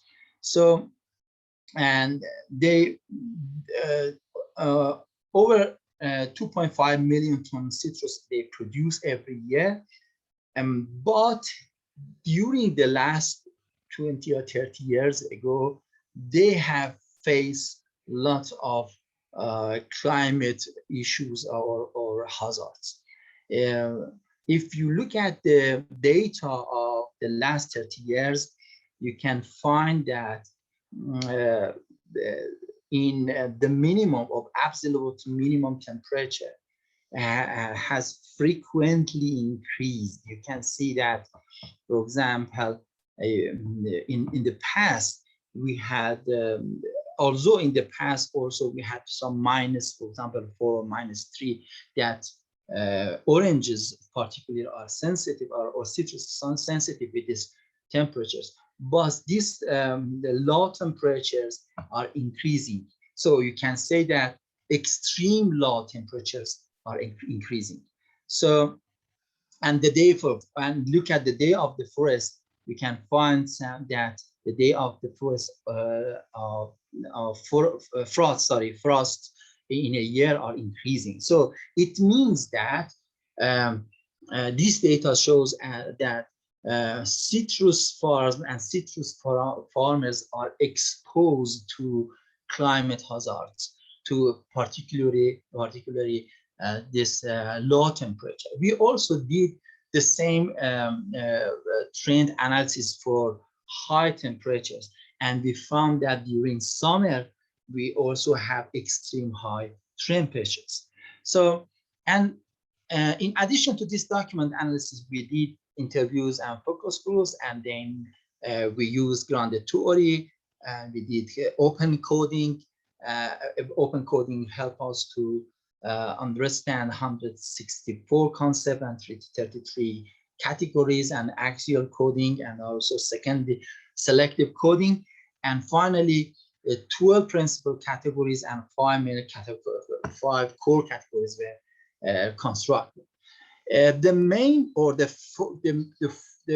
5 core categories were vulnerability of citrus farmers and farms to climate change, damages to citrus farms, production and farmers caused by climate change, policies for supporting climate management, resilience mechanisms applied by citrus farms to manage climate change, and resilience mechanisms suggested to manage the climate. So you can find in this model, this resilience viability model, that they are linked together. For example, policy support are and particularly knowledge and innovation systems, finance support inputs are interlinked with the vulnerability. And also these policies affect the farmers' actions for resilience. It's also the policies affect suggested resilience mechanisms by extinction agent researchers and other members of knowledge and innovation systems. This also affect the reduced damages and the increased resilience and adaptability. So and again, the vulnerability also affect that.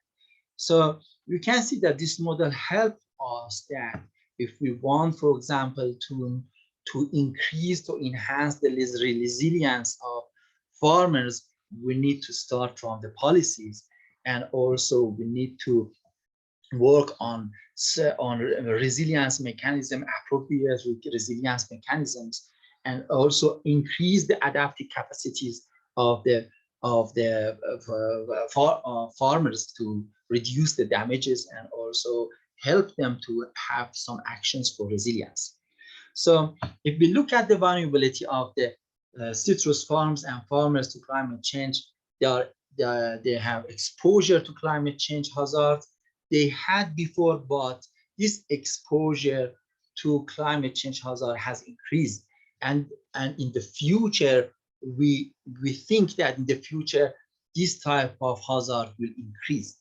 As the sensitivity of new citrus cultivars to freeze and frost as another issues.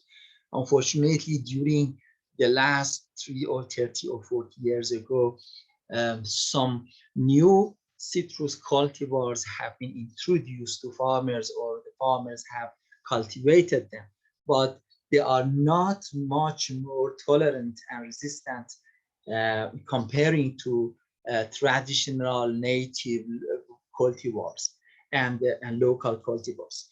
And farmers also are small-scale farmers. They have limited adaptive capacity and for coping with the damages and the farms. So we look at the exposure or the climatic factors has happened. You can see, for example, snows when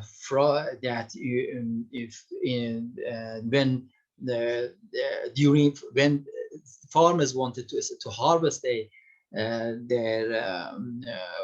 their farms and the trees, you can see the heaviest snows is brokening and also damaging trees, and also the frost.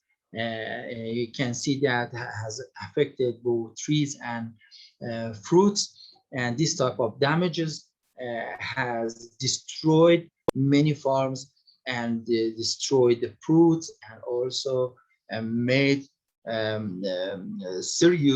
has seriously affected farmers and the markets, and also the farms and their incomes and their livelihoods. So, and if we look at the policies, whether we have good policies for supporting crisis management, we classify them in three main policies. One of them is agricultural knowledge and innovation system. The second is financial and credit support for crisis management, and the third, input support for crisis management. We found that unfortunately we have lack of, or we have insufficient policies and support and programs in all of them, particularly in the financial and credit and input support to help farmers.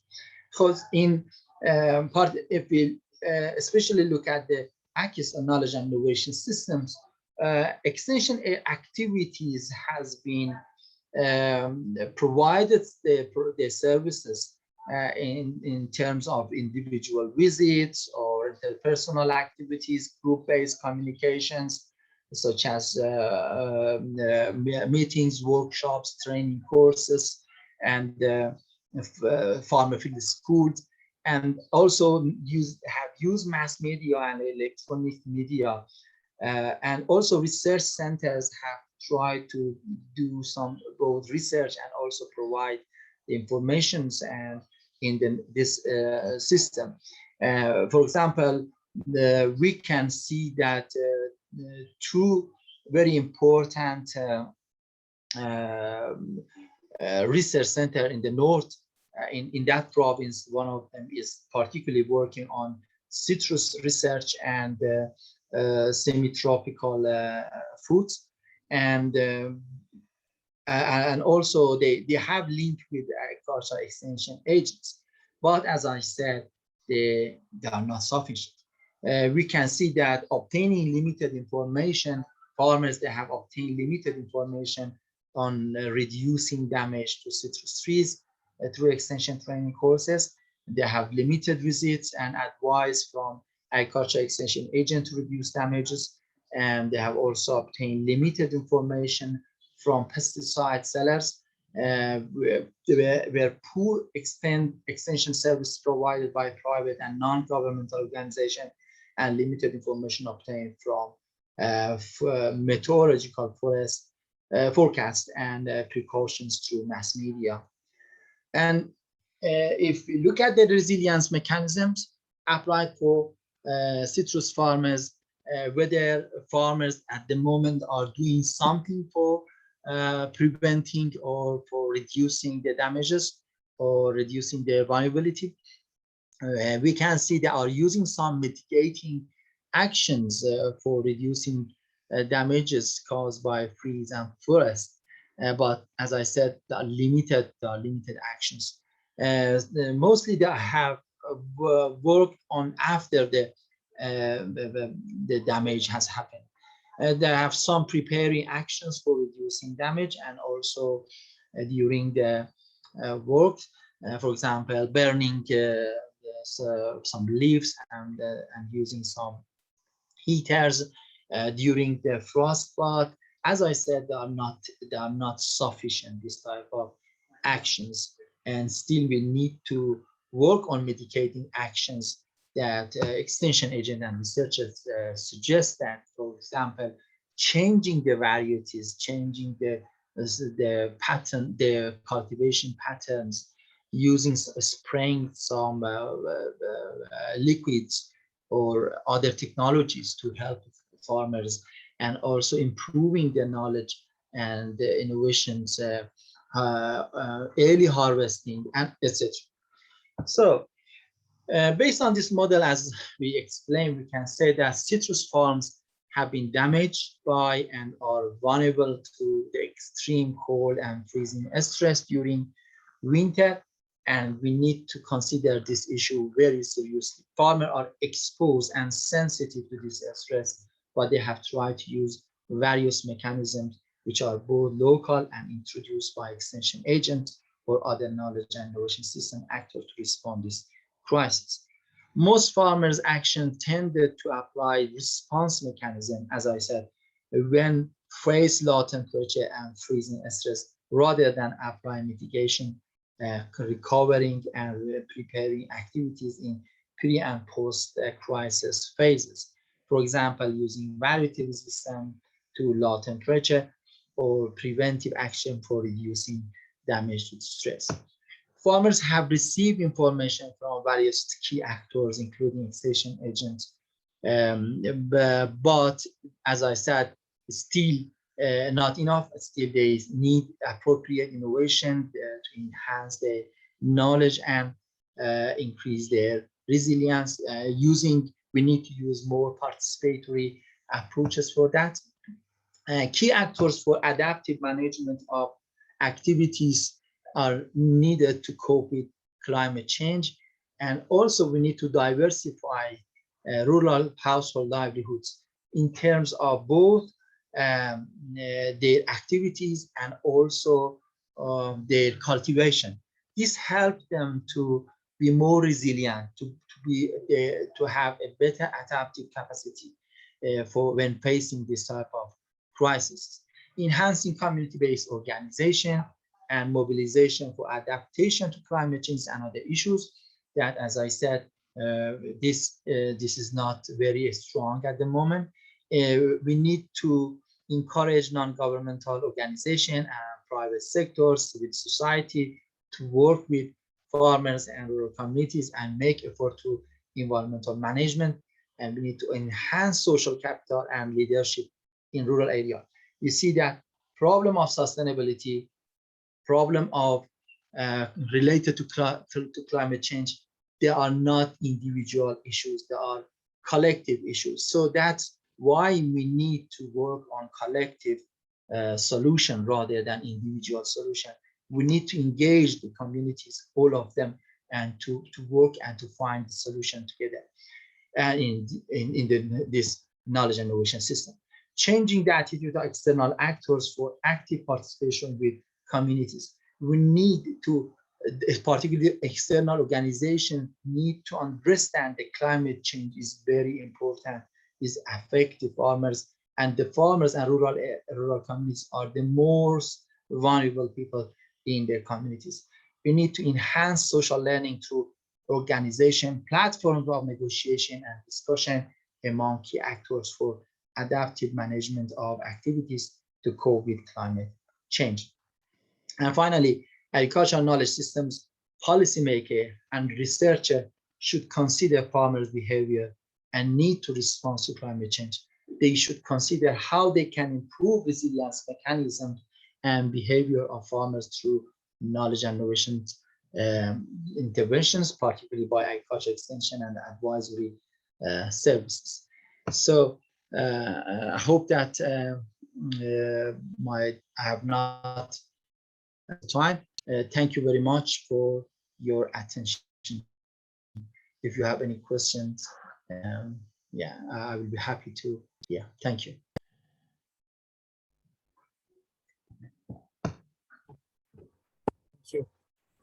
Thank you so much, Ismail. It was a great presentation and a wonderful insight to the citrus situation. Maybe we have some questions, queries.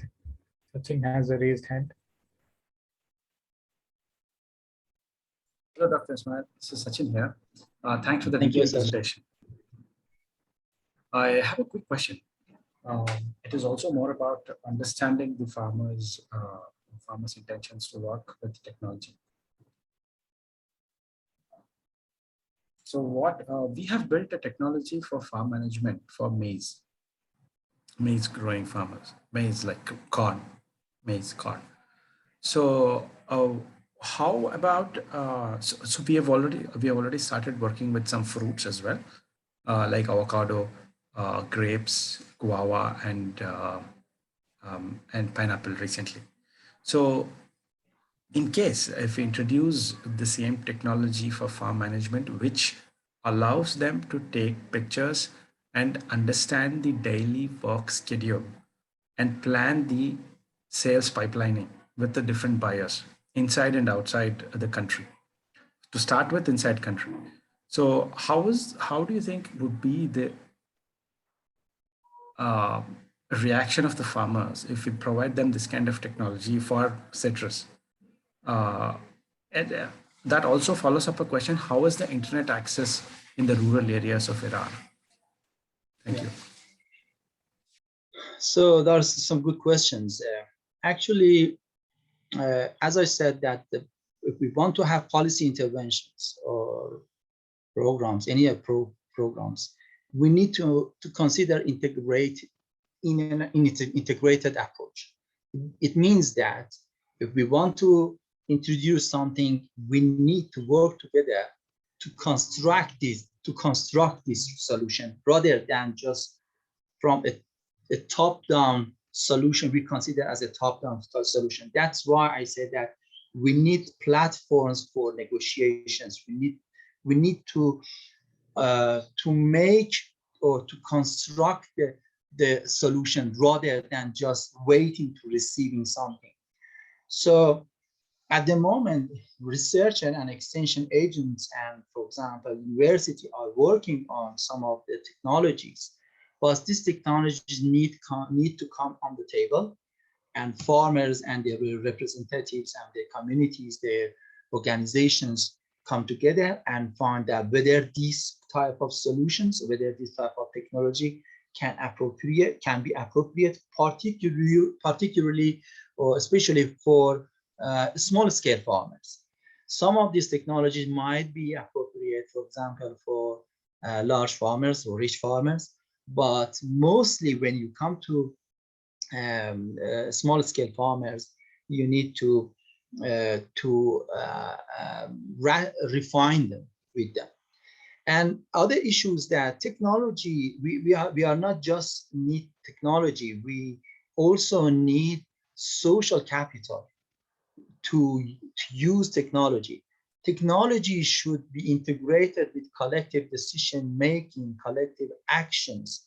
Many of these solutions, because of this for small-scale farming, many of this, if any solutions want to come, we need to consider that these farmers have, for example, half an hectare, or for example, less than 1 acre. So you can't easily just say, okay, this is a technology, just go and use it. At the moment, there are several technology in research institutions, in research centers, but you can see that the farmers not using them extensively. This is one issue. And the other issue is that extension services or extension and extension agent need to be more active for considering the approaches and the methods for climate change and other hazards. Mostly they have emphasized on production during for example, 40 or 50 years ago.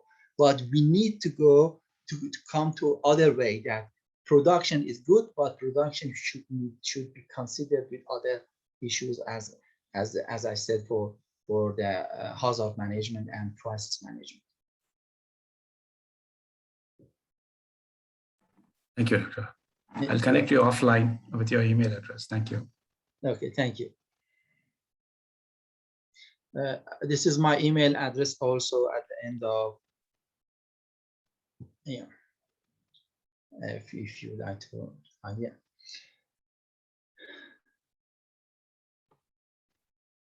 Okay, Professor Dahal, maybe you have some questions. Thank you. My question is about the variety or the citrus variety. You have mentioned that one of the options to overcome this climate change could be shift to new variety or most appropriate variety. But when farmers, they cultivate this new variety and the production, which will take time. And between that time, how to, save those farmers, or what kind of mechanisms the farmers are thinking during this time? Do you have any idea? Yeah. Actually, the problem has been escalated when farmers have moved to cultivate new varieties. For example, Thompson Novel. Thompson Novel is a new variety, or some Japanese varieties that has been introduced. They are very sensitive to extreme low temperatures, but in the past there are some local varieties that are more resistant. This is one issue that we need to consider that, and the research institution need also to work on more tolerant varieties. This is one of the job of the researchers for to work through the genetic or the, and also we need to consider these small farmers in the past were mostly engaged with rice cultivation, and because of the comparative advantage of citrus production, they changed their rice production to what do you call it, to citrus production. So this is one of the issues that you can see that increase the area of citrus production has not considered the climate issues, and particularly what we see these days. So the solution is not very simple actually. The solution need to be discussed. The solution need to be discussed with all the partners of agricultural knowledge and innovation systems, researchers, farmers, extension agents, market, policymakers, input providers, etc. So I can't easily say what or which solution is better than the other one. What I can say that in this area, we need to diversify farmers' livelihood. We need to both through agriculture and non-agricultural activities to help them to reduce their vulnerability. Yeah. Thank you. Yeah. Thank you so much, Dr. Ismail. Yeah. It was a very nice presentation. So I think we can move on. So I would like to invite Mr. Ramchandra Dasji, a short introduction about his profile. I also call him Guruji because Guru means teacher, and he is a teacher of integrated way of life, and he runs schools in parts of Nepal where the students learn about integrated and integral way of life. So we would like to hear from him regarding his ideas on integral education. Thank you. I think you are mute. Okay, thank you. Namaste. Can you hear me? Yes, thank you. Okay, namaste everybody. I'm Ramchandra Das from Kathmandu. And the subject that I was very happy that this type of conference is going on, Sustainable Globe, because I think without the integral education, we will not understand the sustainable globe, or we may not have that consciousness, because we are very much limited to our individual interest or individual profits or immediate profits. We are only aware, most of us. Of course, there are people who are good, who work for the globe, but most of us, we work only for the stomach. So that is why we are not aware of the globe and the work that you all are interested about this sustainable globe. It is fantastic, and thank you so much for organizing such events to keep people aware towards this beautiful globe, towards this beautiful earth. So actually, I will just let you know a little bit about my life before I come to the work that I do in different parts of Nepal.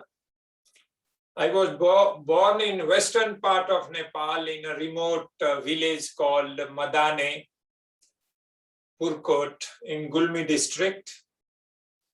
At the age of 12, I left home because of poverty. Of course, because that life was not there, the sustainable life, people were not aware of many things, what they can grow, etc. Even they were not growing, vegetables, etc. those days. And they were not very much aware of fruits either. So even if there was a fruit tree, they used to cut it down because they thought that under the tree, you cannot grow the crops well, so that they used to cut them out. So I think awareness was not there. Now the world is different. Now even the same village after 50 years, I can see some changes. So I was born there in that remote village, and I went to India, eastern part of India in Nagaland, Kohima, different parts of that state. And then it was quite difficult life, as I thought back in Nepal that, India might be much richer and life will be beautiful, easier. But it was hard, many days without food. And then I ended up after 1 year, I think, ended up in the military, Indian Army. I was told, though I was just 14 years old, but I was accepted as a soldier. And 2 years I was in army. I was happy there because there was nice food. And then after 2 years, I was not happy because I met a sadhu, a spiritual guru. And he told me about the spirituality, about the awareness, etc., about the life. And I felt he was right. And then I left the army. So I became sadhu and I roamed different parts of India. I did many visits to many tourist pilgrimage spiritual places like Ajodhya, Vrindavan, Haridwar, southern parts of India.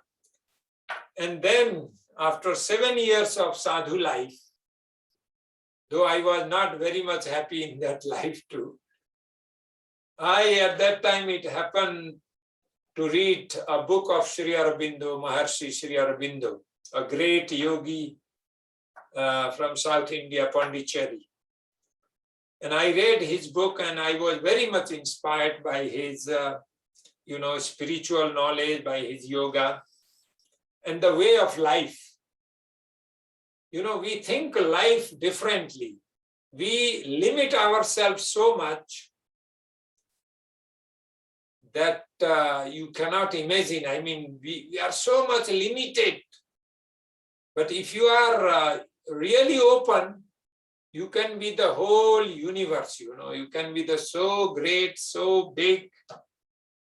There are no words to describe all that. So one has to experience that by, practice.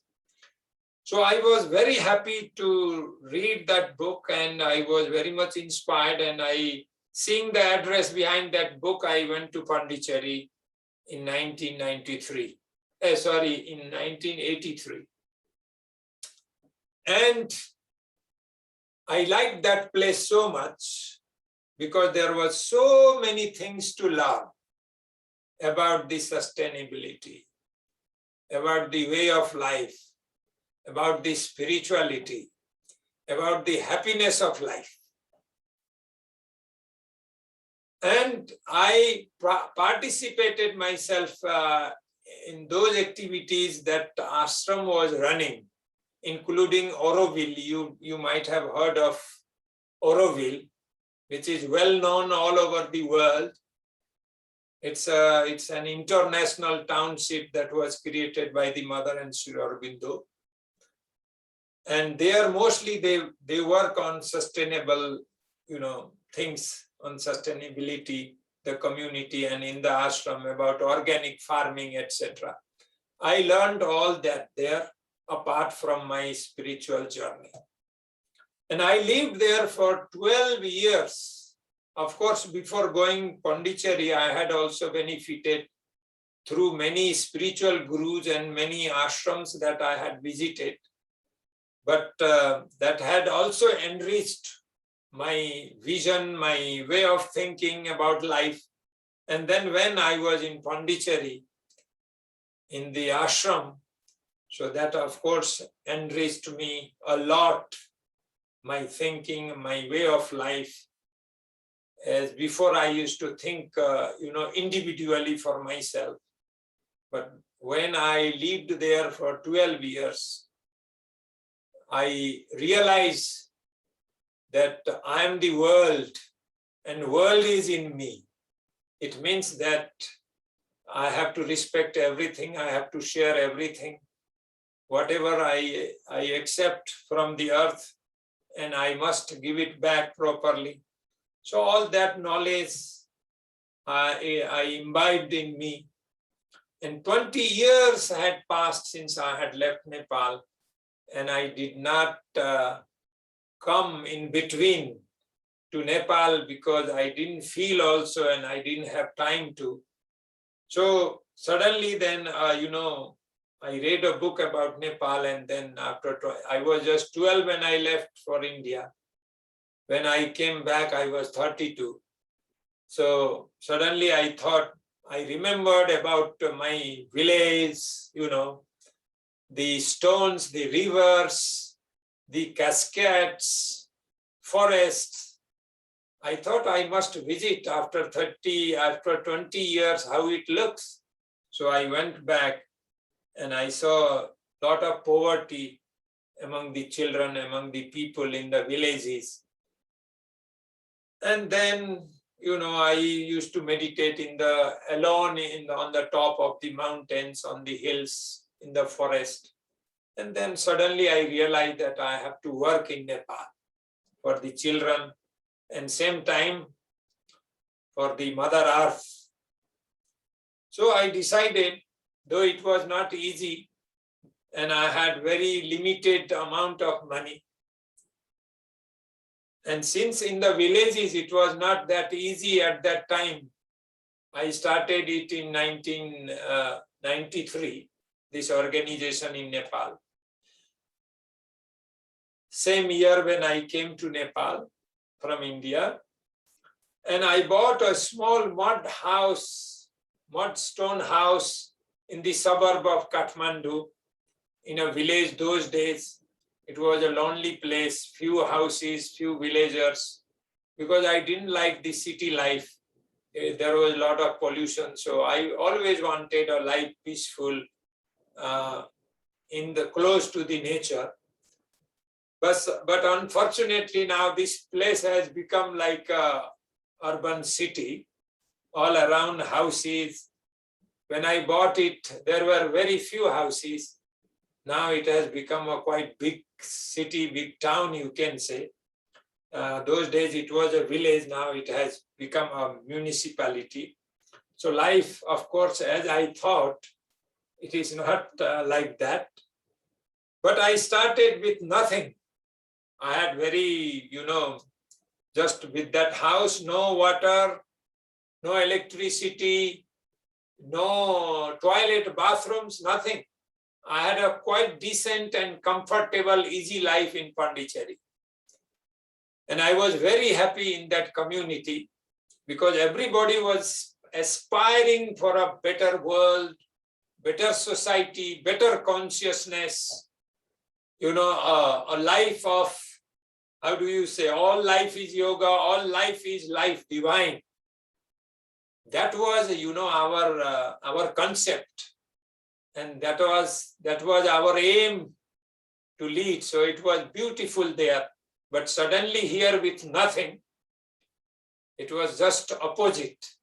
And people here, local people, they were not supportive. They were creating problems because of ignorance, because I did not believe in all orthodox things. rituals, this and that.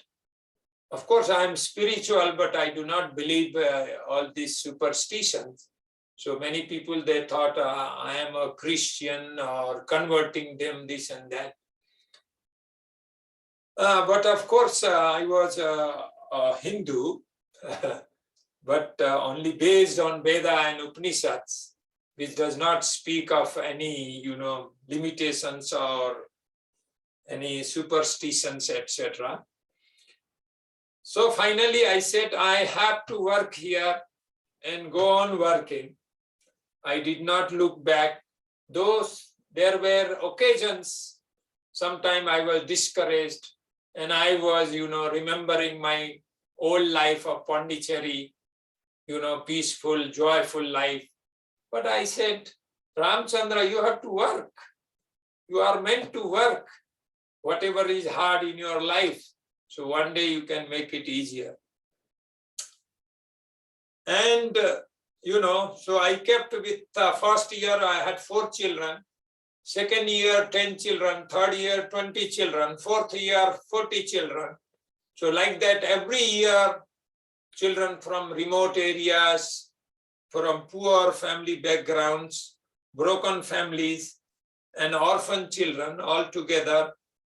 Now at present, I have almost 300 children in 2 places. After almost 29 years of this struggle. This, of course, I did slowly, consciously, because I had to earn some money. First, I started, to earn some money hand rolling incense that I had learned from Bangalore. And I also bought many things from Bangalore to make the incense and sell in the city. But that was non-organic incense, chemical incense. So one day I was dipping the incense into the chemical, the scented chemicals.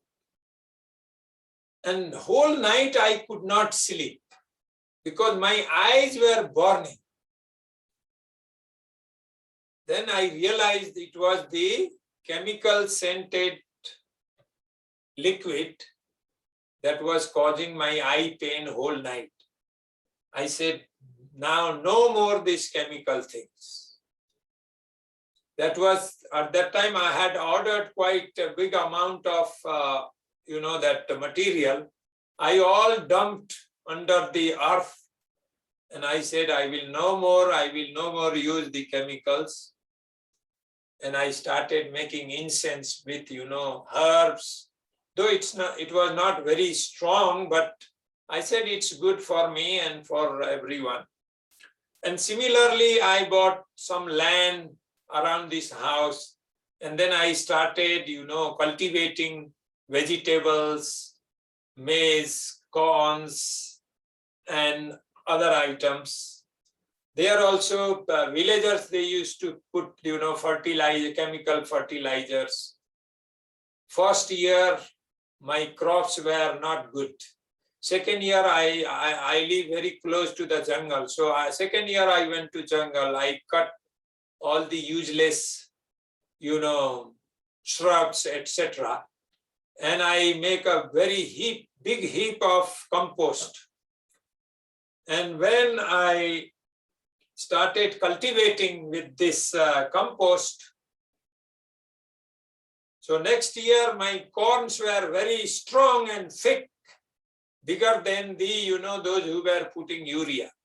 So that year there was a strong storm during that monsoon time. And all villagers' crops were, their crops were down. The maize corns were down because of the, the storm. But our corns were standing, they were solid, powerful. And the villagers, they said, what have you done? Your corns were still standing and ours were all down on the ground. What magic you are doing? I said, it's not magic. They have got the proper nourishment, the real nourishment. That is why they are strong. If you also do similarly, your corns also will be not that weak. When the even storm comes, they will not go down. So even for the health, I explained to them that the organic things are always good for the health. So like that, I started working. And as gradually I started buying more land and I started another activities also. And I always kept, I was always careful not to spoil the Mother Earth, not to earn money by killing any animals, etc. Because many people, they said, you do this and that, but I did not like. So I always see something that is good.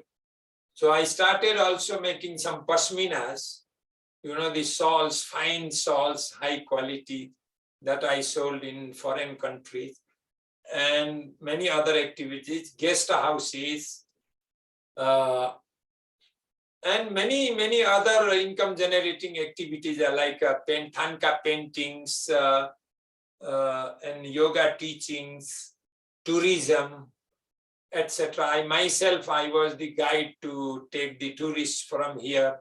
Myself, I used to carry the milk to the city, the vegetables to the city and sell. And, many people, they used to tell me, Guruji, you are bringing things we cannot consume. It's difficult to consume when you carry all these things. You should send with someone, you should have someone. I said, I cannot pay people. So I have time, I come, you accept. So like that, I did, and I succeeded. And now I have 3 places, 3 ashrams in Kathmandu, which was the first in Chandragiri now, where we live around 180 people. Among them, there are 150 students and 30 adults. And we have school here till class 10. And from above class 10, they go nearby colleges and they go to universities, but they come back to the ashram. And it is the ashram who pays for them, college, university, everything. And we have around 45 cows here. We sell extra milk to the city, almost around $9,000-10,000 worth per month. We are selling the milk. And we sell around $2,000 worth of vegetables per month, organic vegetables, corns. And we have a showroom here. Many people from the Kathmandu, especially from embassies, they come here and they buy. And sometime weekly once, we put our stalls in Kathmandu, 2 places. So many people, those who cannot come here, they buy our products every Saturday there. And we have guest house, of course, because of this corona since 2 years, we have no one here, but still we are surviving. And we are still continuing to work, increase more things, more eatable things so that we can survive well. More activities from cow milk products to increase our incomes, because before Corona, our income was almost $36,000 per month. So now it has come to 12,000, but still we are going on. And in our Kolua, in Terai region, I have there almost 200 kilometers far away from here. I have around 15 hectares of land there. And I have there around 60 students. I have a school there, 50 students and around 20, 30 adults. And I have 100 cows there. And we grow there like paddy, wheat, lentils, you know, oily seeds like mustard, sesame seeds, etc. Organically, everything organic, and bananas, mangoes, of course, corn, etc., and many types of vegetables.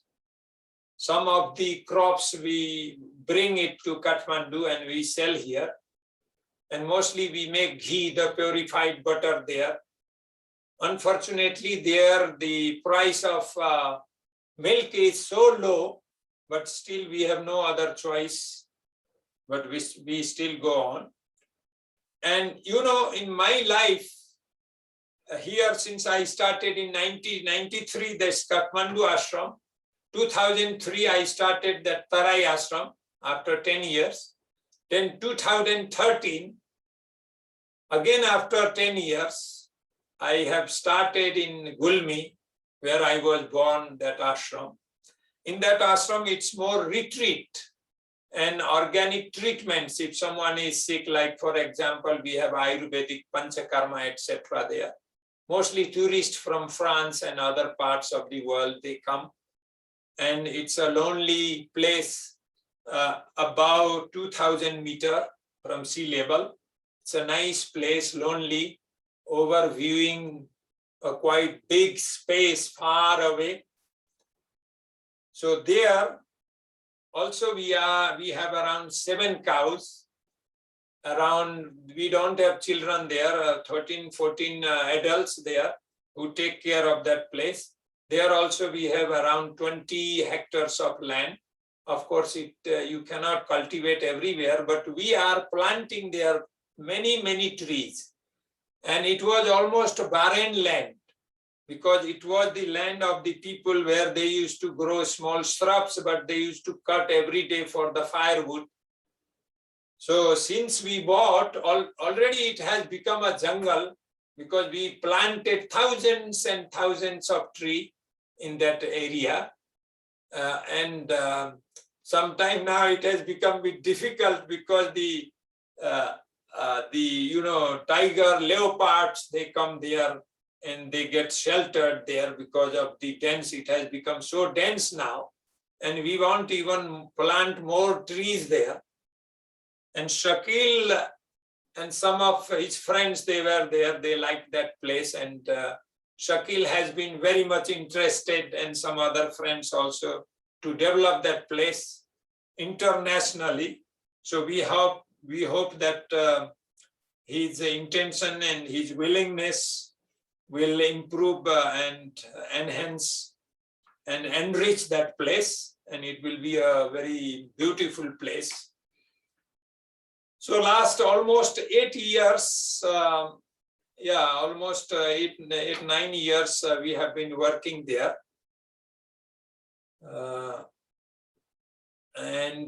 There we have 7 cows, and we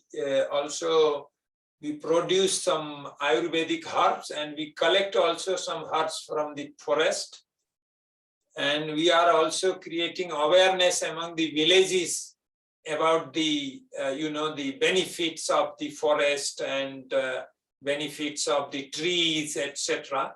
Even they can grow trees and they can sell, and again they can plant new trees. That way their livelihood can be, sustainable. So like that, I have been working since we have very limited time. So I think it will be better if you have, any of you have any questions, I can answer. The rest of the things will come in question and answers. Thank you so much. Thank you so much. Thank you so much, Guruji. If you have any questions, queries, let's start.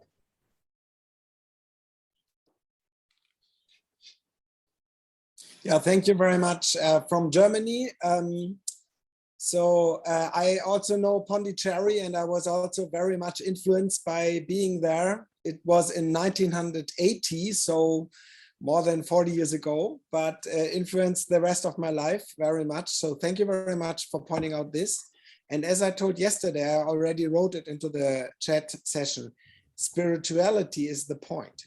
There is no fruitful sustainability without spirituality. Thank you very much for pointing this out.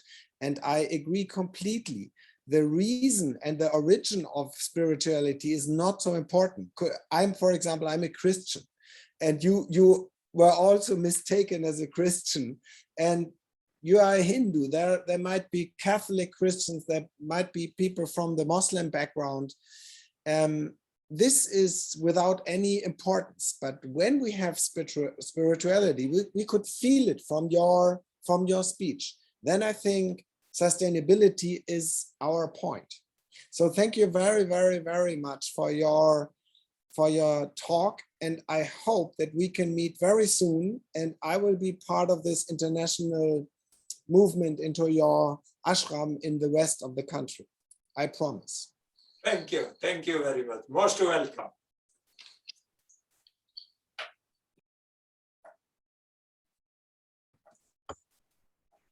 Yes. Namaste, Guruji. My name is Sachin. Namaste. I have a question. So Yes. when you started out, when you came back from back to Kathmandu, and the hardships or the challenges, let's say challenges towards building the community, how difficult was it to reach to the point of even $30,000 or $10,000 per month? It's like a humongous task for a small team. Or how was this transition from starting from a mud house to this? So how does that transition happen, and still having the goodwill of people like Shakil and Apeksha and the local people coming and joining your hands? I think it's very very fascinating to learn as a young company or a young individuals or who are all attending this. So I would like to learn what was your experience from the transition from an returnee to Nepal and building a social enterprise like how we are doing. Thanks. Yeah. So actually, when you have sincerity, you develop a power from within. And because of that power, all difficulties slowly they start disappearing, or even difficult situation becomes easier. So it is, but it has to come, your intention has to be pure. And everything, if you are open for the Mother Earth totally, then you know, if you are spiritually grown up, if you are open to the Mother Earth means it is all divinity, you know, it is nothing else. So if that collectiveness is in you, you get a tremendous power. You know, there were days when I didn't have even things to feed the children, but I did not, you know, leave it. I said, okay, doesn't matter. Because when I was a sadhu, in sadhu there is a proverb. In Hindi we say, Kabhi ghee ghana, kabhi muthi chana, kabhi wo bhi mana. It means sometimes you have a nice, delicious food in sadhu life. In some time you have only one morsel of, you know, chickpeas, chana, sometime. And sometime you don't have even one morsel of chana, no, of the chickpeas. I mean, a grain of one handful you will not even get, but you have to be still happy. So it is similar. I used to think all those things and I survived. And of course, from beginning, I did not like to ask people for donations, you know. Of course, my friends, they were from all over the world. They helped me, some from India, some from even Germany, and from France, from America. When I was in Pondicherry, there were many friends and whom I used to teach the yoga, meditation, and many other Sanskrit languages, etc. So when I was here, many people, they got interested, and some they helped, but they were also not very rich people, you know. But still with love, even if you offer even 1 pi, 1 cents, that also makes a lot of impact on your work. Anything given with love. So, and you know, because of everybody's inspiration, somehow, you know, things went better and better. My business went better and better. The pashminas went better and better. And even 1 year I had 10 million profits, 10 million rupees of profit. So that, you know, almost 100,000, 150,000 US dollar equivalent in 1 year I had the business in pashmina. So sometimes, you know, with the divine work, it works. And with that money, I developed the Tarai Ashram. And later on, I accumulated little bit money. And then again, I started Gulmi Ashram. So of course, without difficulty, I tell you, Sachin, without difficulty, you cannot, you know, advance. So if you are spiritual, difficulties will come, but you will get more power to, you know, overcome the difficulties and create new things. So I think nothing stopped me. You know, I just went on. And now if I look back, I myself say, my God, how did I come to this place? It was not possible. You know, it comes to my mind when I see back now. For example, I had a small mud stone built house where 40 kids, 40 people we used to live in that house. Later on, I made small huts and then buildings. Now we have more than 10 houses here, big buildings here. We can accommodate even, you know, another 500-600 people here now. So we are in that condition now. So I think it is our sincerity and, you know, your selflessness. If you have that in you, then I think you can be successful. Everyone can be successful. Yes. Anyone? Thank you. Thank you. Thank you so much. Any questions? I see a hand from Shiva Kumar.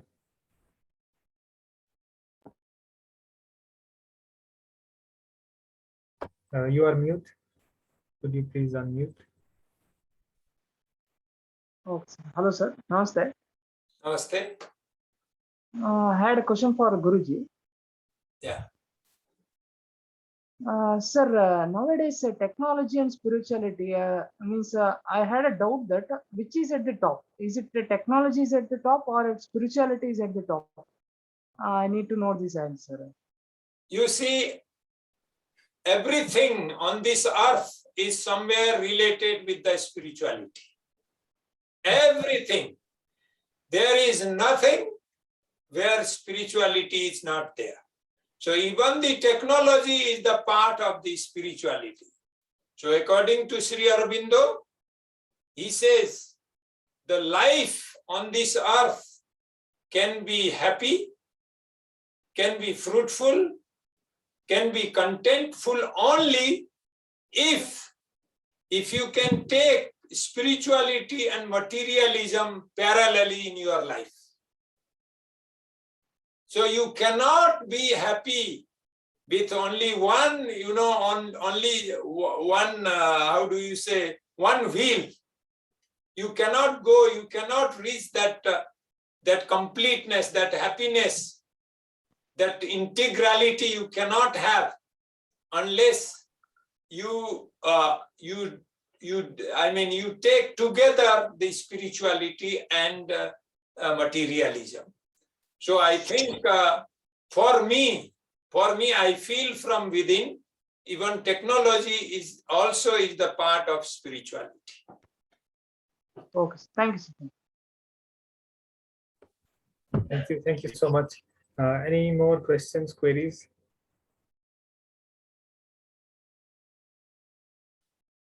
I think we have no more questions and queries. And thank you very much, Guruji, for this. Thank you, Guruji. Thank you so much. No, it's pleasure. Thank you, everybody. Thank you so much. Most of you are welcome here to visit and stay and have the look of this beautiful country, Himalayas, places, our 3 places, you are most welcome. Thank you so much for organizing this beautiful event. Thank you so much. Okay, thank you, Shaki. Thank you so much. Thank you so much. Guru. Okay. Namaste, namaste. Namaste.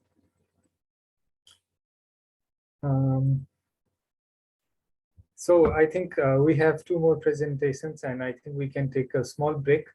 And the session in education is also finishing, so they will also be joining us in few minutes. So maybe we take a quick break of around 4-5 minutes, and then we join back for the remaining presentations. Is it fine? Yes, please. Okay, thank you. Thank you. Saki, will you inform the other strand that they come here, or? Yes, I already we talked with them. They will be joining here in within Okay. 5 minutes. Okay, perfect. See you soon. See you.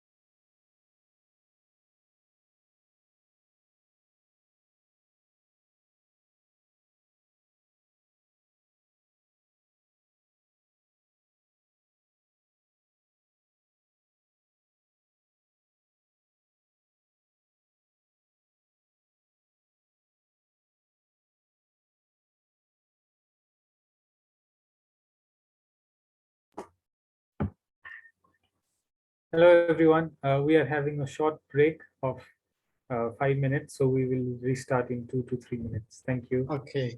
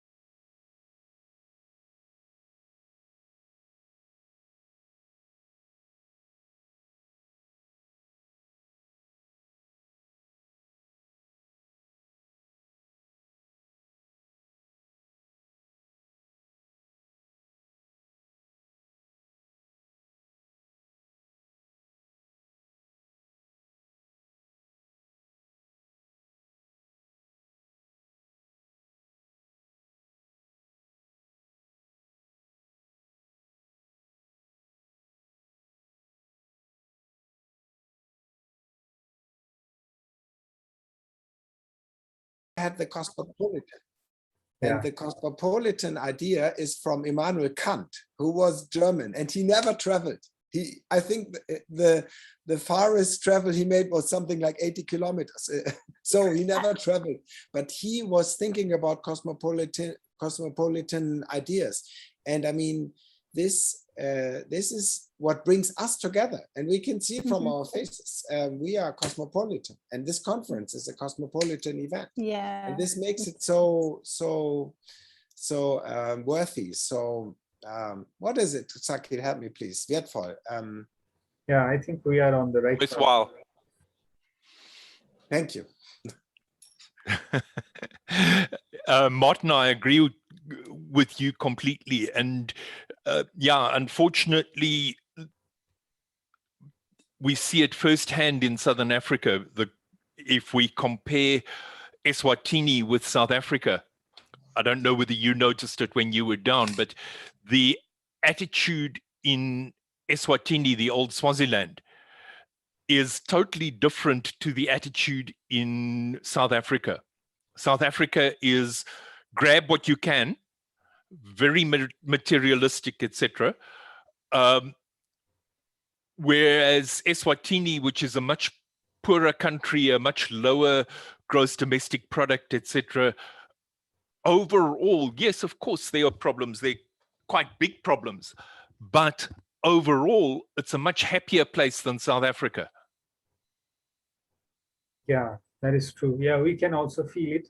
But based on your last presentation, I had one topic to discuss, which comes to my mind is when you approach or when during the field visits, when we approach the communities for environment-friendly activities to pursue in their livelihood, then there is always the point of economic incentive. So if you propose some economic incentive, then they are happy to implement the environment-friendly ideas. Otherwise, it makes less sense to them because economics or financing their livelihood comes first in their life. So this is a very paradoxical situation, I feel, in many ways. Well, do you have any thoughts on that? But it's not only there, it's everywhere, I think. Yeah, because we were having the same thing in our session, and there was a teacher that she was trying to recover the traditional knowledge. She was inviting people, let's talk, just talk. We are going to meet and talk together, but people was like, no, I don't want to participate. And she was, but come on, please, let's go. This is for our community, blah, blah, blah. But if they don't have this economic incentive, it's so complicated to convince them. Yeah, no, I agree. Economics does come into it, particularly where there is severe poverty. And I'd appreciate the views of my colleague Sam, because I think he's got his ear much closer to the ground than what I have. But my experience here has been that as long as you're improving the lives of the community, it doesn't have to be in financial terms. If you're making their life easier, they're appreciative. Whereas exactly, Maria, what you were saying, in South Africa, it tends to be, if you want me to do this, what are you going to give me? How much are you going to pay me to do it? And that sort of approach also came in with the second community where we did the project, because it's a more affluent community.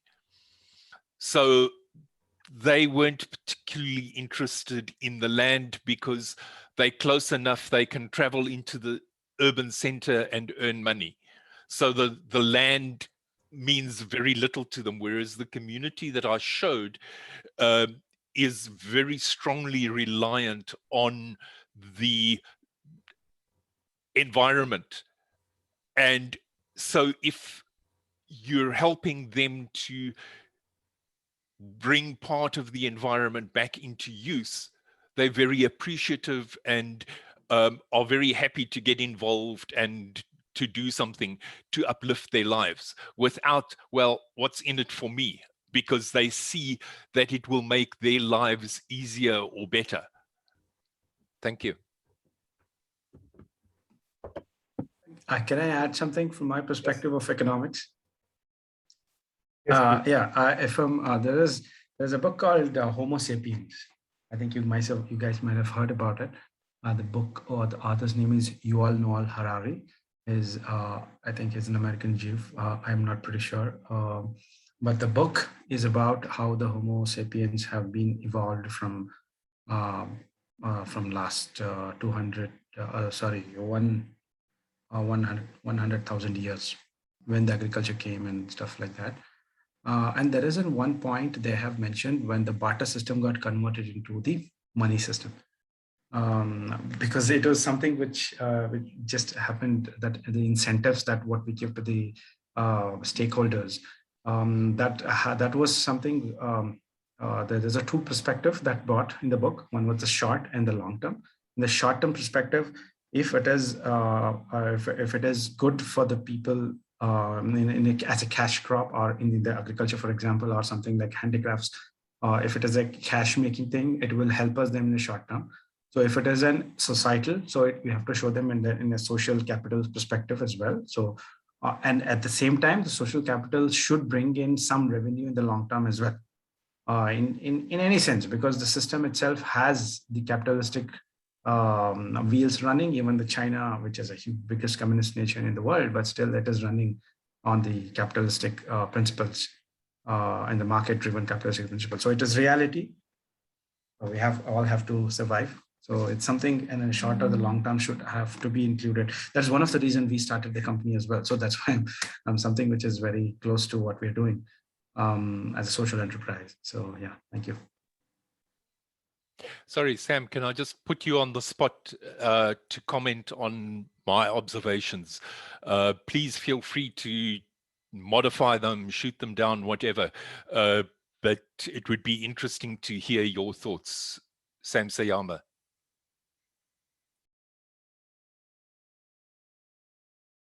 Much, Prof.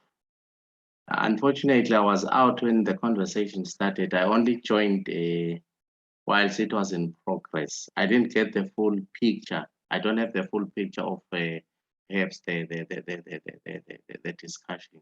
Perhaps it would help to sort of put me into the picture as to what exactly perhaps I was talking about. Thanks, Sam. Basically, we're talking about the role of spirituality in sustainability. And Martin made the point that he, like many others here, feel that you can't have sustainability unless there's an element of spirituality underpinning it. And I made the observation that we can see this contrast very clearly in Southern Africa in terms of South Africa, which is very money orientated, extremely so, whereas my feeling is that Eswatini, despite it being very much poorer than South Africa, there's more spirituality. So there is a lot greater preparedness among certainly the rural communities to move forward, and anything that improves their lives, it doesn't have to be a monetary handout. They're interested in and they will get involved in. Whereas in South Africa, if you don't wave a bundle of cash in front of people, you're not going to get anywhere. Please, your comment. Okay, thank you so much, Prof, for the submission. I think to a certain extent it is. There is a saying where people say, okay, although it's not spirituality versus sustainability in this case, but it's something like cleanliness versus holiness. So these two are sort of related. So does the issue of spirituality versus sustainability, because in the majority of cases where there is absence of, say, sustainability, there is too much individualism, like you are saying. I do this, then in return I should get something, and especially in monetary value. So to a certain extent, I would agree that spirituality and the sustainability are related. So if there is no spirituality, or if there is less spirituality, there will be less sustainability.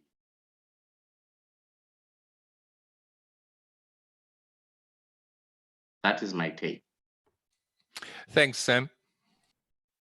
Thanks, Sam. Thanks, everyone. Maria, do you have a quick comment? I see. Yes, it's very fast. I just want to say that we have to, when we talk about this topic, we have to think about if we are thinking about ourselves, about the things that we have, or if we are going to think ourselves as the things that we are. So if we think about the things that we have, we are going to concentrate in money, in the clothes, in how we look like. But if we concentrate in what we are, we really are, we can connect better with the things, with our surroundings, with people. So I will say that we have to change from this, something that we have, but something that we are. And we work on that, working to improve ourselves. Thanks, Maria. Very nice. Professor Linner, if you have some quick comments, then we have some time, then we go to the presentation. Okay, let's go to the presentation. So Kritika is next. So Kritika, you can start your presentation. We look forward for your interesting topic. Hi. Hello. Am I audible? Yes. All right, I'll share my screen. Yes, please. Okay.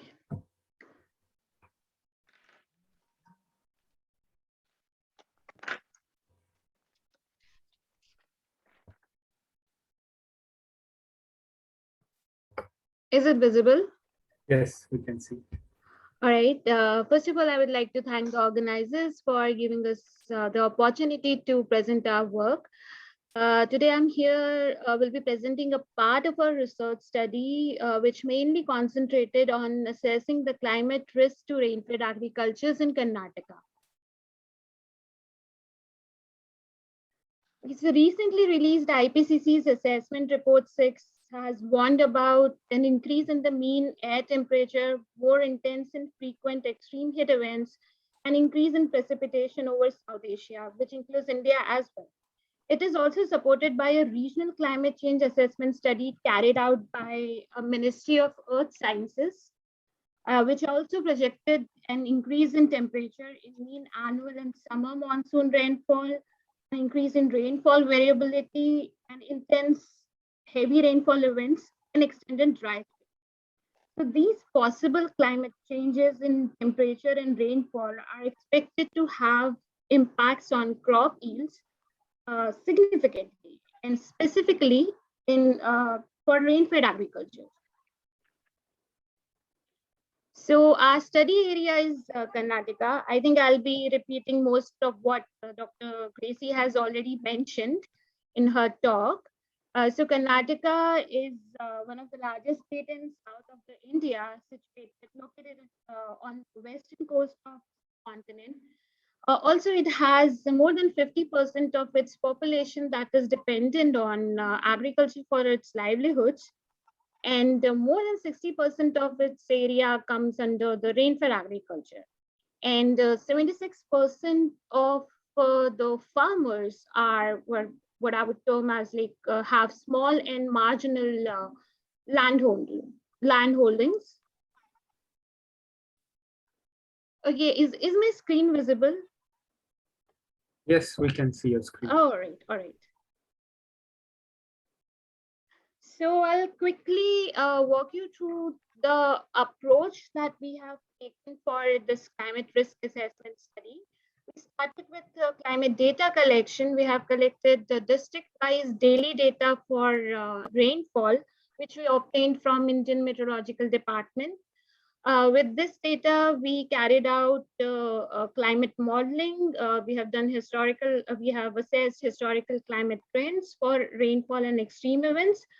Also, we have done projections for climate trends for rainfall and extreme events for IPCC's RCP 8.5 scenarios. With the help of secondary literature, we have identified major rainfed crops in Karnataka on the basis of area under the rainfed agriculture.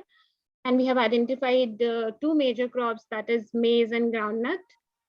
And we have carried out the climate risk analysis with the help of this climate modeling data and with the help of crop climate thresholds and the details of how we did the analysis. I'll be sharing with you in the coming slides. Okay. So in this presentation, I'll be highlighting results only for the maize growing and groundnut growing districts, whereas in our reports that is published, we have discussed about all the 30 districts of Karnataka. So we have started with historical climate change analysis. So this we have done for historical 30-year period. It was mainly done to understand the past trends in climate and to create a baseline for comparing climate projections. We have done rainfall analysis of annual rainfall and Kharif season rainfall. In this presentation, I'll be only presenting results for Kharif season rainfall variability. We've also studied the extreme events, the events that can have a potential flood causing events, and we have analyzed it for two intensities. It's 51 to 100 mm per day and more than 100 mm per day, which is termed as high intensity and very high intensity rainfall events by IMD. For climate change projection, we have only considered the IPCC's RCP 8.5 as it is the worst case scenario, and we considered that if we are ready for this scenario, we'll be covering the rest of the scenarios as well. So changes in Kharif season rainfall and extreme events were computed as a difference between the model simulated and simple average values for the 30-year historical period and the projected 30-year period. We have assessed the projections for 2030s at district level, and we have used Codex South Asian model, which is a 15 model ensemble. Okay, so these are the results for the climate change projections. As I've already mentioned that I'll be presenting only for maize growing and groundnut growing districts. So we have observed that under the RCP 8.5 scenarios, the Kharif season rainfall will increase in the maize growing districts by 11 to 26%, whereas in groundnut growing districts, it will increase in the range of 5 to 26%. The trends of high and very high intensity rainfall events showed that relative to the historical period, the number of events for high intensity rainfall will increase by 1 to 4 events annually over the projected 30-year period. And whereas relative to historical periods, the maize growing districts are projected to experience 1 to 2 events per annum over the 30-year period. As you can see in this graph, some of the districts for very high intensity rain have never experienced very high intensity rainfall ever in historical analysis. And same applies for very high intensity rainfall events. None of the districts shows this sort of an events in like when we assess for a historical period. Very high and very high intensity rainfall events for groundnut growing district shows that high intensity rainfall events are projected to increase by 1 to 4 events annually in all the districts. Same goes for the very high intensity rainfall events, and it's going to increase in the range of 1 to 6 events. And out of the 16 groundnut growing districts, 15 have never actually experienced any very high intensity rainfall events.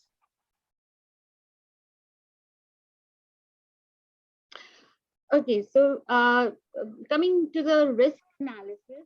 So now that we have know that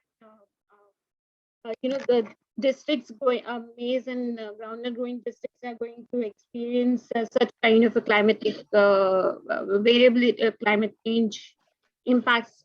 So the next step for the risk analysis was to collect crop information. So we have collected information for the cropping calendar to start with. It gives us the idea about the ideal sowing and harvesting period that is practiced in Karnataka for these two crops. And information about crop phenophases actually gave us the information about how sensitive, but what are the sensitive growth phases of these crops are, which are extremely affected by these kind of changes in climatic parameters. Information about the crop climate threshold provided us with the information about the requirements of the crop with respect to the temperature, irrigation, humidity, sunlight, fertilizers, etc. At the particular area, and this is compiled by various agricultural university and government institutes. We have then studied the impact studies done carried out by various researchers that helps us to understand that impact of either high or low rainfall on the crop productivity, and what are the crop phenophases or growth stages that gets most affected by these climate change impacts, and how it is going to affect the yield at the end. And then we have also analyzed with the information of crop phenophases, when we got to know, okay, which growth phases are important, and the cropping calendar actually gave us the idea if when these crops will be sown and when these crop growth phases will be achieved. And so accordingly, when we found out, okay, which are the growth phases which are sensitive for the water requirements, we have conducted a weekly rainfall analysis with the daily data that we had. So, okay, so this is the kind of a cropping calendar and crucial growth stage information that we have collected. So for maize in Karnataka, it is roughly sown the last week of June to first week of July. So the important phenophases we have identified is emergence, vegetative growth, tasseling, silking, and physiological maturity, and the crucial stages which require a very optimum amount of irrigation that has to be there. Otherwise, it has a serious implication on the yield as germination and the grain formation for maize. Similarly, for groundnut, the sowing is done in the first week of June, and crucial stages is germination, flowering, and pod filling. So as I said that we have also done the weekly rainfall analysis. So now we had information about the optimum rainfall requirement for the selected growth phases. And we had also the projections for under RCP 8.5. As you can see that in the week when sowing and germination is expected for maize, many of the districts will or most of the districts will receive lower than the optimum rainfall that is required. Same is the case for tasseling and silking, but the grain formation, when the grain formation is expected to occur, we can see that the districts that are growing maize are projected to receive more than what is optimum required. A similar analysis is done for, let's start moving. Can you see the next slide?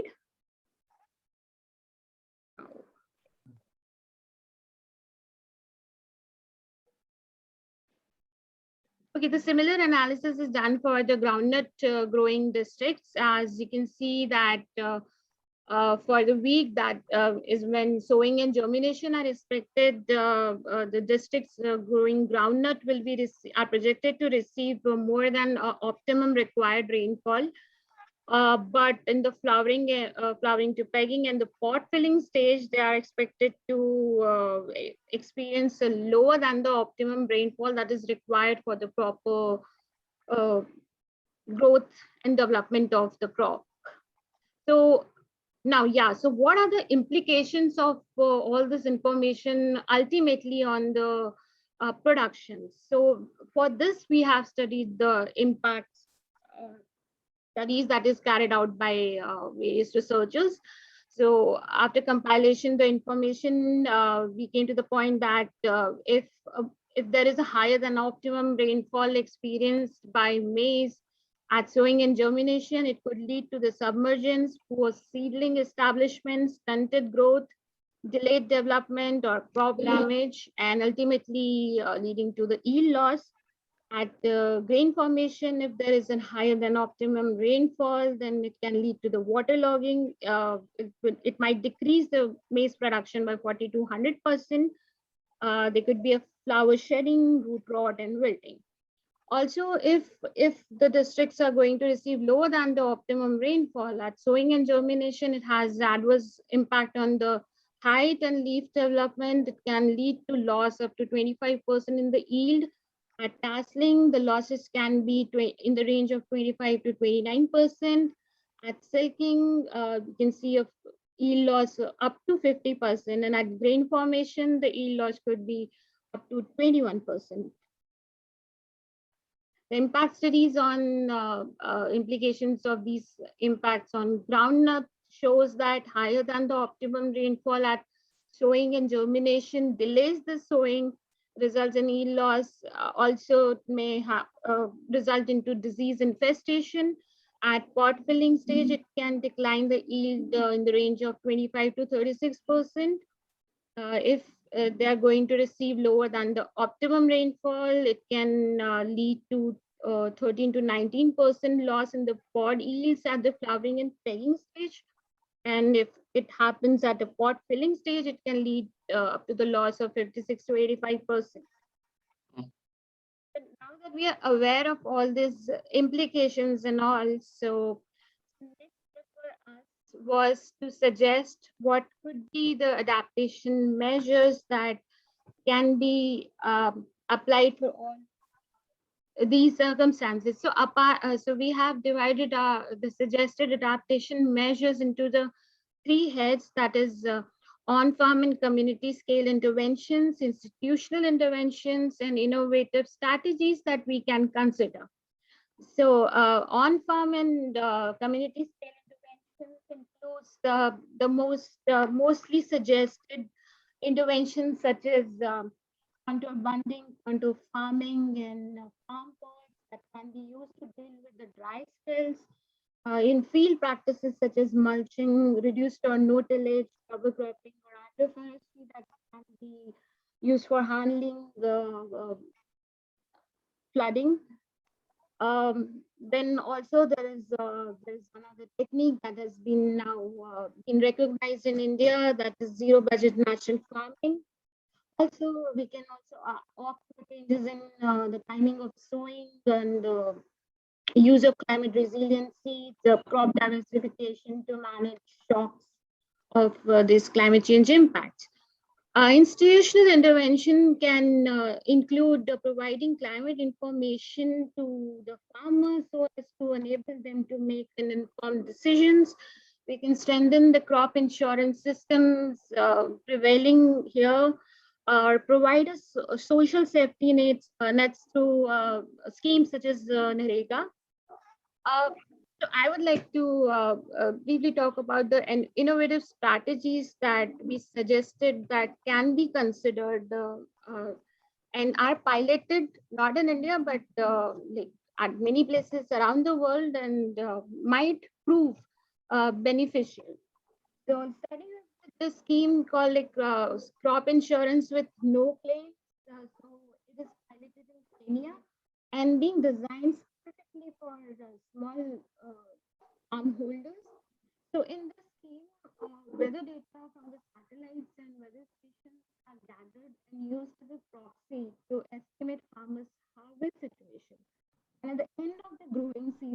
Kritika, we can't hear you properly. Am I audible now? Yes. Yes. Okay. Thank you. So like at the end of the growing season, the collected weather data is then compared to an index of historical weather data. And if the rainfall, like say, for example, is lower than or above average, the insurance payout is calculated and sent directly to the farmers without involving any claim processes. Another innovative strategies that may be considered is the payment for ecosystem services. So it is related to the water management, and it assumes that activity in one part of a watershed may have implications for other part of the watershed. So for example, if upstream adoption of soil and management techniques are likely to reduce soil erosion and sediments in downstream water bodies, so benefiting farmers. And many such management techniques also provide some non-hydrological services, such as increase in soil carbon stocks. And World Bank in Kenya have actually included payment for soil carbon enhancement as a strategy for promoting soil conservation and on a pilot basis. Another innovative strategy, which is mostly practiced also, is public-private partnership for agroforestry.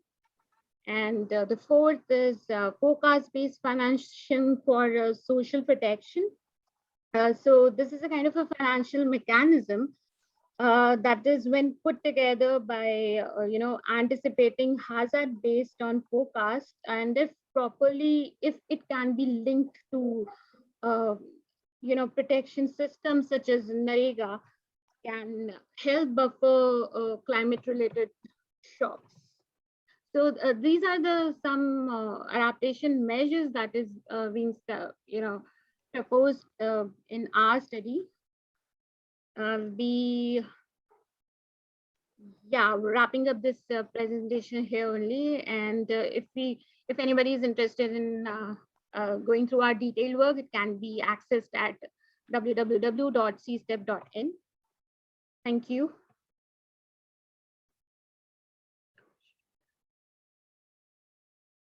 And if there are any questions, I'll be happy to take them.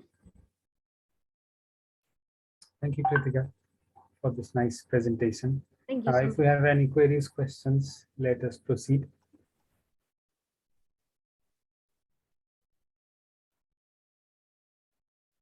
Anything on climate sensitivity to the crops, agriculture, and its impact on livelihood? Yes, Sachin. Thank you for the Hi. presentation. Yeah, hi, Sachin. We are working in the maize sector as well. Yeah. So we have built a farm management software from sowing till harvest, and we also help farmers for the science pipelining with different biases as well. Here we have collected the data from satellites, and we have some sensor data as well from the farm. Yeah. So the two source and the market price data. So, and we also collect pictures through our mobile application regarding different pests and diseases that maize goes through. This was a part of the Maize Business School of Agriculture University, GKVK, in Bangalore. So, the overall the ideas and also the data collection points are pretty interesting for us because we are also very interested to collect the data at the ground level. So I wanted to ask, what are the strategies that you guys have taken to collect the data apart from satellites? You are asking about the climate data or? Climate and related to crop. Related to the crop. The both. You're asking about both of them. So yeah, the climate data was downloaded from IMD, and for the crop analysis, we basically relied on secondary literature. We once thought of integrating the crop simulation models that are there present, but we did not have an expertise then. But moving forward, if we take up something like this, we would be, integrating the crop models to assess better about the yields and all. The best way to collaborate with CSTEM? Sorry. What is the best way to collaborate with CSTEM? Oh, sorry. you can mail us, and my mail I'll send you the mail ID, and you can also mail our team lead Induke Murthy. I'm not sure if you have heard of it, but she's from ISC Bangalore, so it's very easy to find her. We know her. Oh, okay, you know her. So Yeah, she's leading our team. We already have a couple of attractions on. Right. That's why I said you must be knowing her. No doubt. Yeah. So I'll send you my mail ID as well as hers. Yeah. Yeah, I've noted yours. I also have hers. We will email. Okay. You have hers. Yes, I have hers, Okay. and also I just took your from the presentation. Sure. I'll share mine. All right.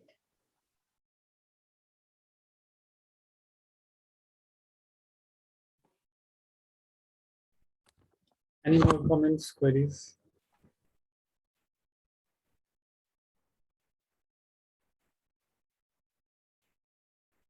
Okay, I think we can stop Kritika's session. If we have any concerns, we would continue maybe tomorrow in our open round of discussion. We have extra time tomorrow. Yeah. I think we can move on to the next presentation, the last presentation from today from Nani Rao. If you are ready, Nani Rao. Hello, can I share? Yes, please.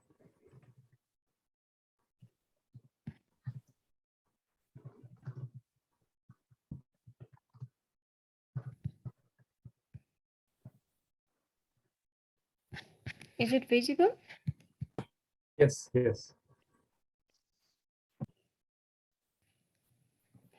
Okay, namaste everyone. I will be taking around 1 hour because I am the last presenter of this session. So it's almost midnight in Nepal. I'm trying to focus myself in the presentation. Okay, so today I'm going to present let me introduce myself. My name is Nani. I work at Kathmandu University at the Department of Environmental Science and Engineering. And this is our combined, one of the piece of work of one of our project. Myself and Bedmani is involved in this work. So the topic of today's presentation is, okay, before going to the presentation, I just want to, before I forget, I want to say something about that spirituality. In our university, we have introduced the one course on human value and personal transformation in the graduate level, which we felt it was really necessary for our students to be built in the curriculum itself. And then it is running since 2014, and students are really enjoying this course. It's a 3-credit course, non-credited, but it's a compulsory course for the students. So that's just about the spirituality and the nature. So coming to the presentation, the topic is of my presentation is the long-term tea cultivation as cash crop decline the soil organic carbon stock in eastern mid hills of Nepal. So we need to know, we need to start from the how the agriculture development has taken place in, at least in South Asian context, which was very much influenced by the Asian Green Revolution after mid-1950s.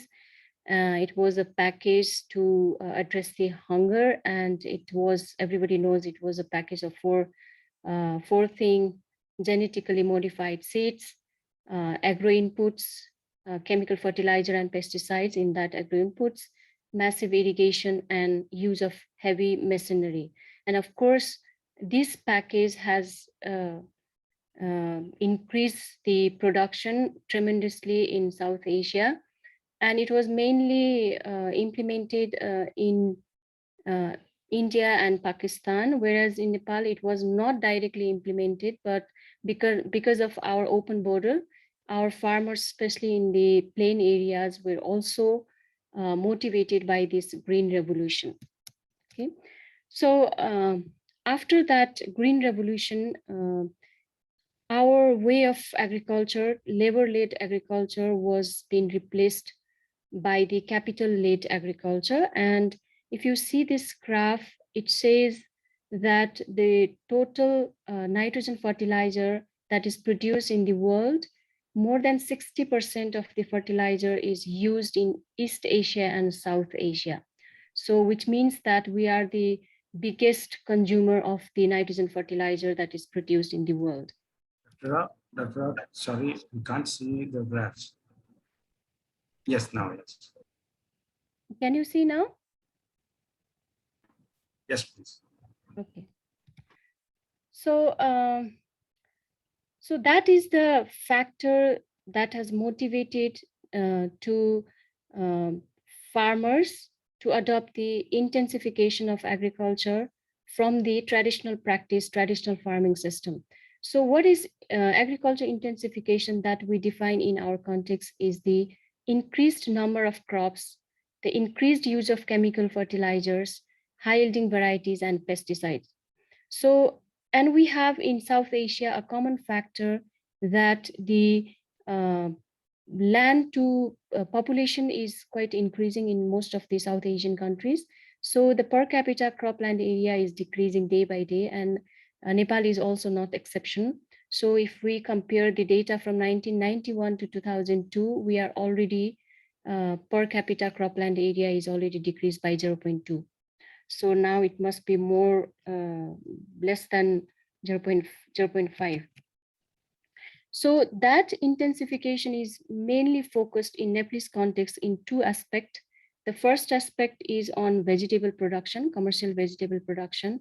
And the second aspect is on cash crops, other cash crops other than vegetables. So vegetables, they are grown mostly in the peri-urban areas of Nepal, whereas the other cash crop, including tea and coffees, they are now growing in major part of the hilly region. So the tea was introduced in Nepal in 1942, which was long back. And then the first tea estates were established in two districts of Nepal in 1863 and 1865. Okay, so once that was established, farmers were adopting the tea farming, tea cultivation, and the formal corporation, which was a profit organization, that is Nepal Tea Development Board, was established in 1966.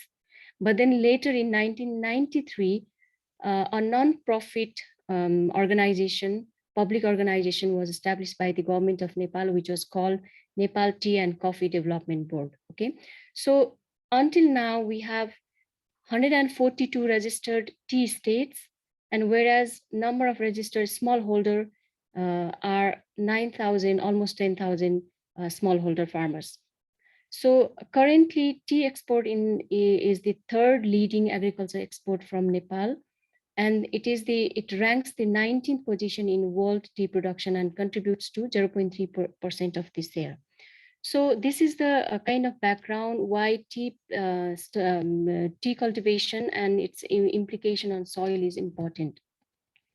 So the shifting scenario from traditional cropping to cash cropping is a present scenario in the Nepalese context. And apart from that, agriculture development strategy, agriculture prospective plan of Nepal government, they have focused on the cash crop, especially on tea and coffee plants in the hilly region of Nepal. And if you know the hilly region, Nepal is divided into three zones, like plain, hilly region, and mountain. Hilly region is the resident for more than 40% of the 41% of the population are living in the hilly region. So from that perspective also, and from the government perspective also, since they are prioritizing the tea plantation in the country, we need to really study on the implications, what could be its implications, as tea and coffee are the perennial crops, its implication on the soil and soil organic carbon. So the purpose of our study was to understand the implication of increasing cash cropping on soil carbon stock and soil quality in hilly region. So we have conducted our study in eastern region of Nepal. If you see the small map, that is the map of Nepal, and the eastern side, which is the most suitable, declared as most suitable site for the tea cultivation. And we have conducted in Ilam district, in Suryodaya municipality, where they have a lot of tea cultivation since long time. So how do we designed our study is that we have selected two tea estates. One is owned by government tea estate and another one is privately owned tea estate. We don't want to compare private or government. We just selected these two based on how old is the tea estate. Government tea estate is more than 40 years old, whereas privately owned tea estate is around 15 years of age. Okay, and then in order to compare, we have also used the forest land use and also the agricultural land. So altogether, we have 4 different land use types, and in each land use, we have replicated 4 replicates, and in each replicates, we have taken the samples from 4 depth, and 4 depth is 0 to 15 centimeter, 15 to 30, 30 to 60 centimeter, and below 60 centimeter. So all those soil samples were sampled from the field and were brought in the laboratory and were analyzed for different parameters. And especially we focused on the soil carbon stock calculation, which was calculated by using the bulk density, soil organic carbon, and the depth from where the soil was taken. So the study... Excuse me, sorry to interrupt, but could you please bring back to the parameters slide? Yes. Can you see it now? Yes, this one. Okay. Yeah. So we have mainly focused on the chemical and physical parameter, but our focus was on the soil organic carbon. So the result, the soil organic carbon result shows that soil organic carbon was, we have found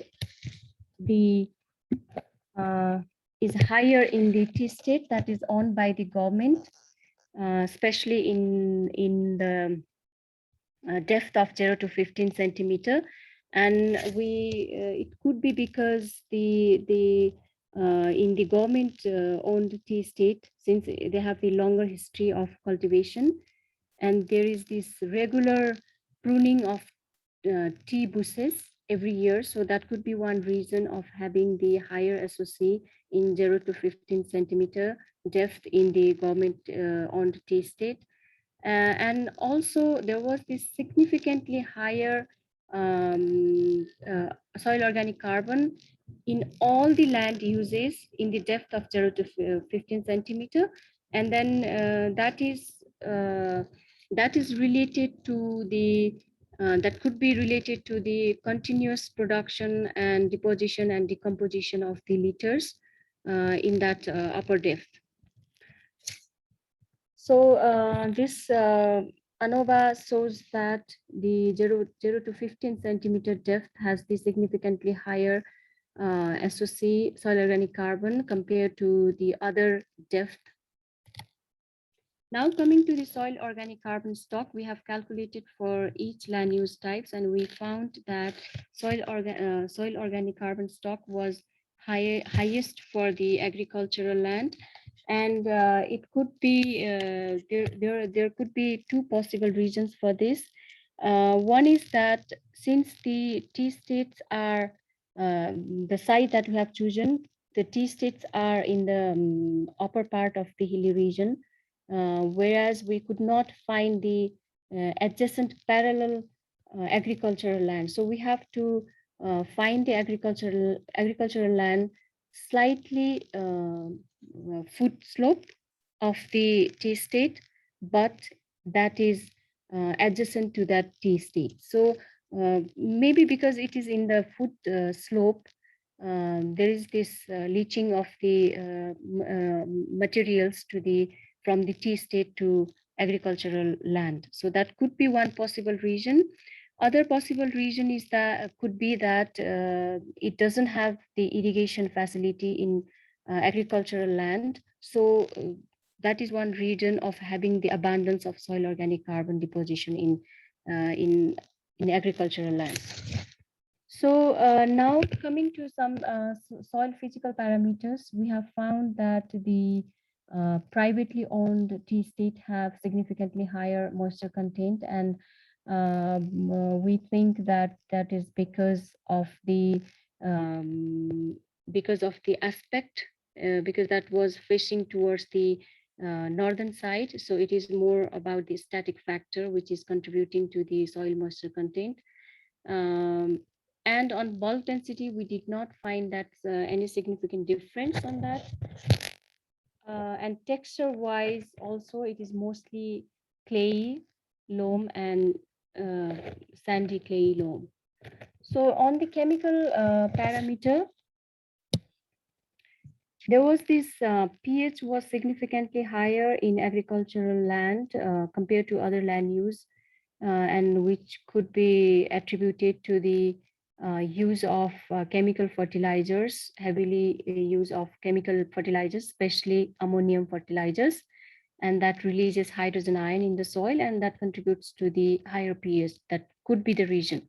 So on the total nitrogen, again, we have the higher total nitrogen in the upper layer in the government-owned tea state, and that tea state could be also because of the pruning of green leaves of tea plants. And regarding phosphorus, also available phosphorus is quite higher in agricultural land, and that is also attributed to the use of diammonium phosphate fertilizer in that, because they are also producing vegetables, and for that vegetables they heavily use the diammonium phosphate fertilizer.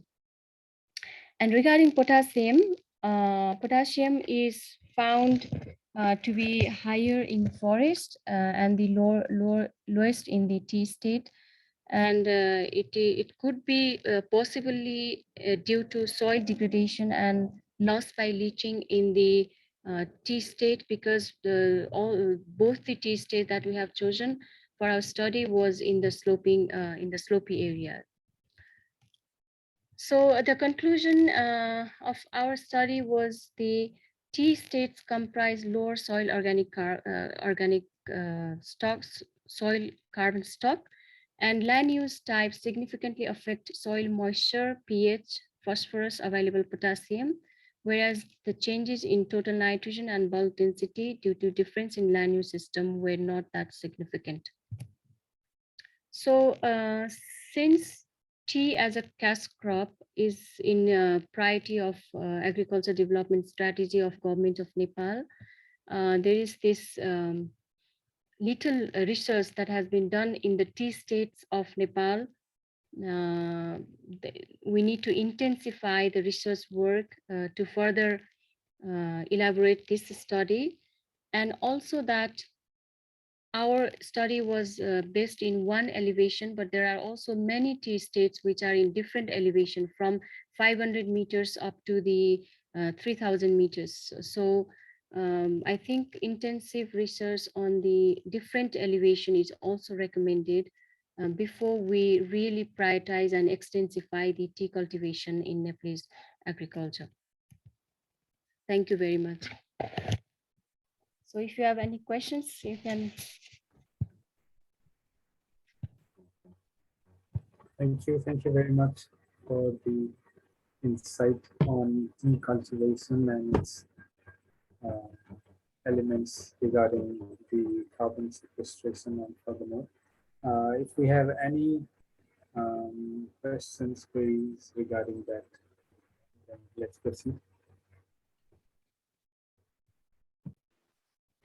Maybe, sorry for interrupting, but maybe I can give a comment.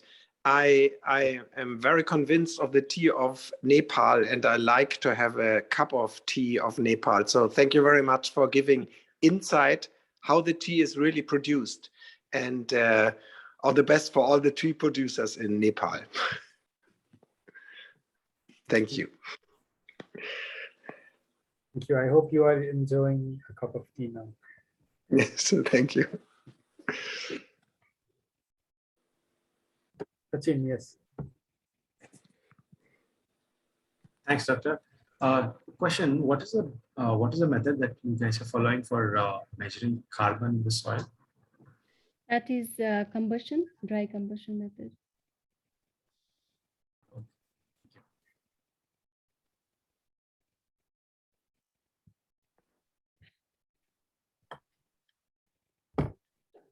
Thank you. Any more questions, queries?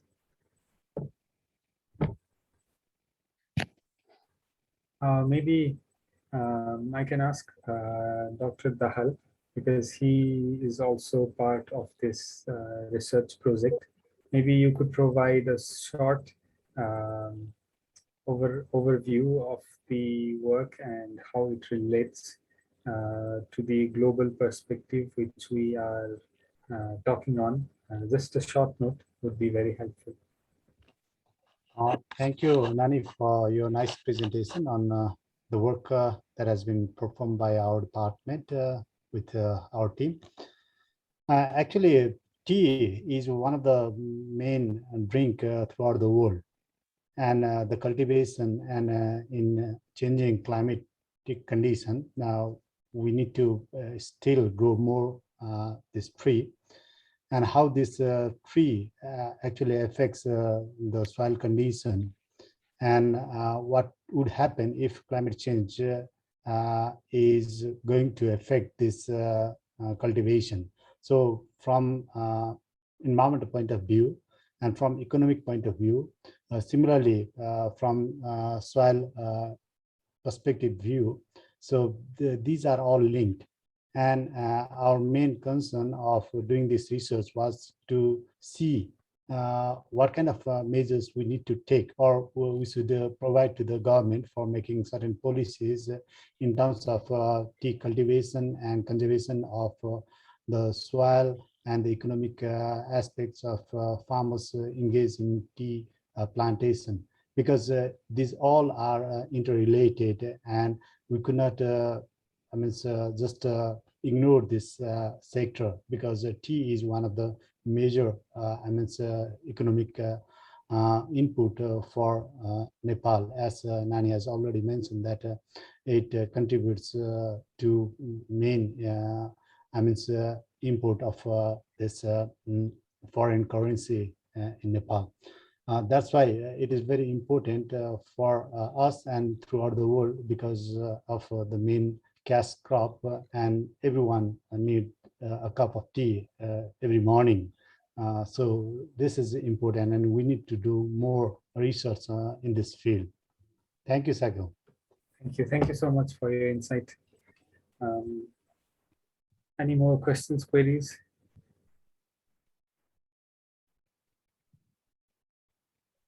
Okay, I think we have no questions, no queries. Thank you very much for your presentation. It was very insightful, and also we got to know more about the tea of Nepal. This was very interesting. So I think today we started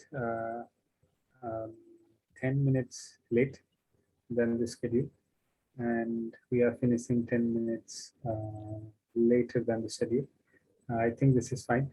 Just to add, Professor Heinz, I think we wanted to finish your keynote from yesterday. We had some issues with the internet.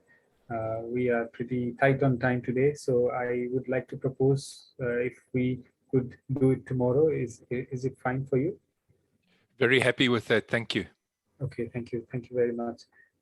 So it was a very interesting session today, and successful second day of the conference. So we have one more day tomorrow, and would be nice if we could come all together again tomorrow and have this and continue this fruitful discussion. So we also have raised the issue of spirituality as the theme point of conference to release it as a statement as proposed by our keynote speakers and invited speakers and participants. So let us discuss on that also tomorrow. I think we can wrap up for today. Thank you very much. If you have any feedback, any final points to make, you can make it now, and then we can stop today's session.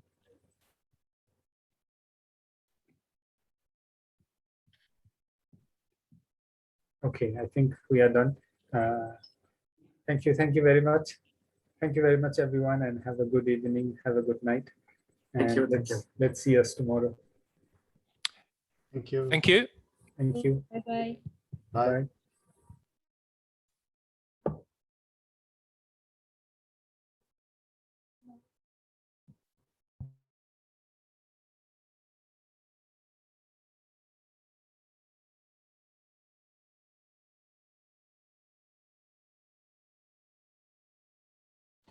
Sachin, before closing, could you pass me the hosting right? Because of the video recording. Otherwise, you have to save it. If you want to save it. Do I need to pass you the? Do you want me to pass you the hosting rights? Yes. Yes. I was having some problem with my laptop, so I thought it might go off, so I passed you just to be sure. Got it. Okay, thank you all. Bye-bye and good night. Thank you. Ciao.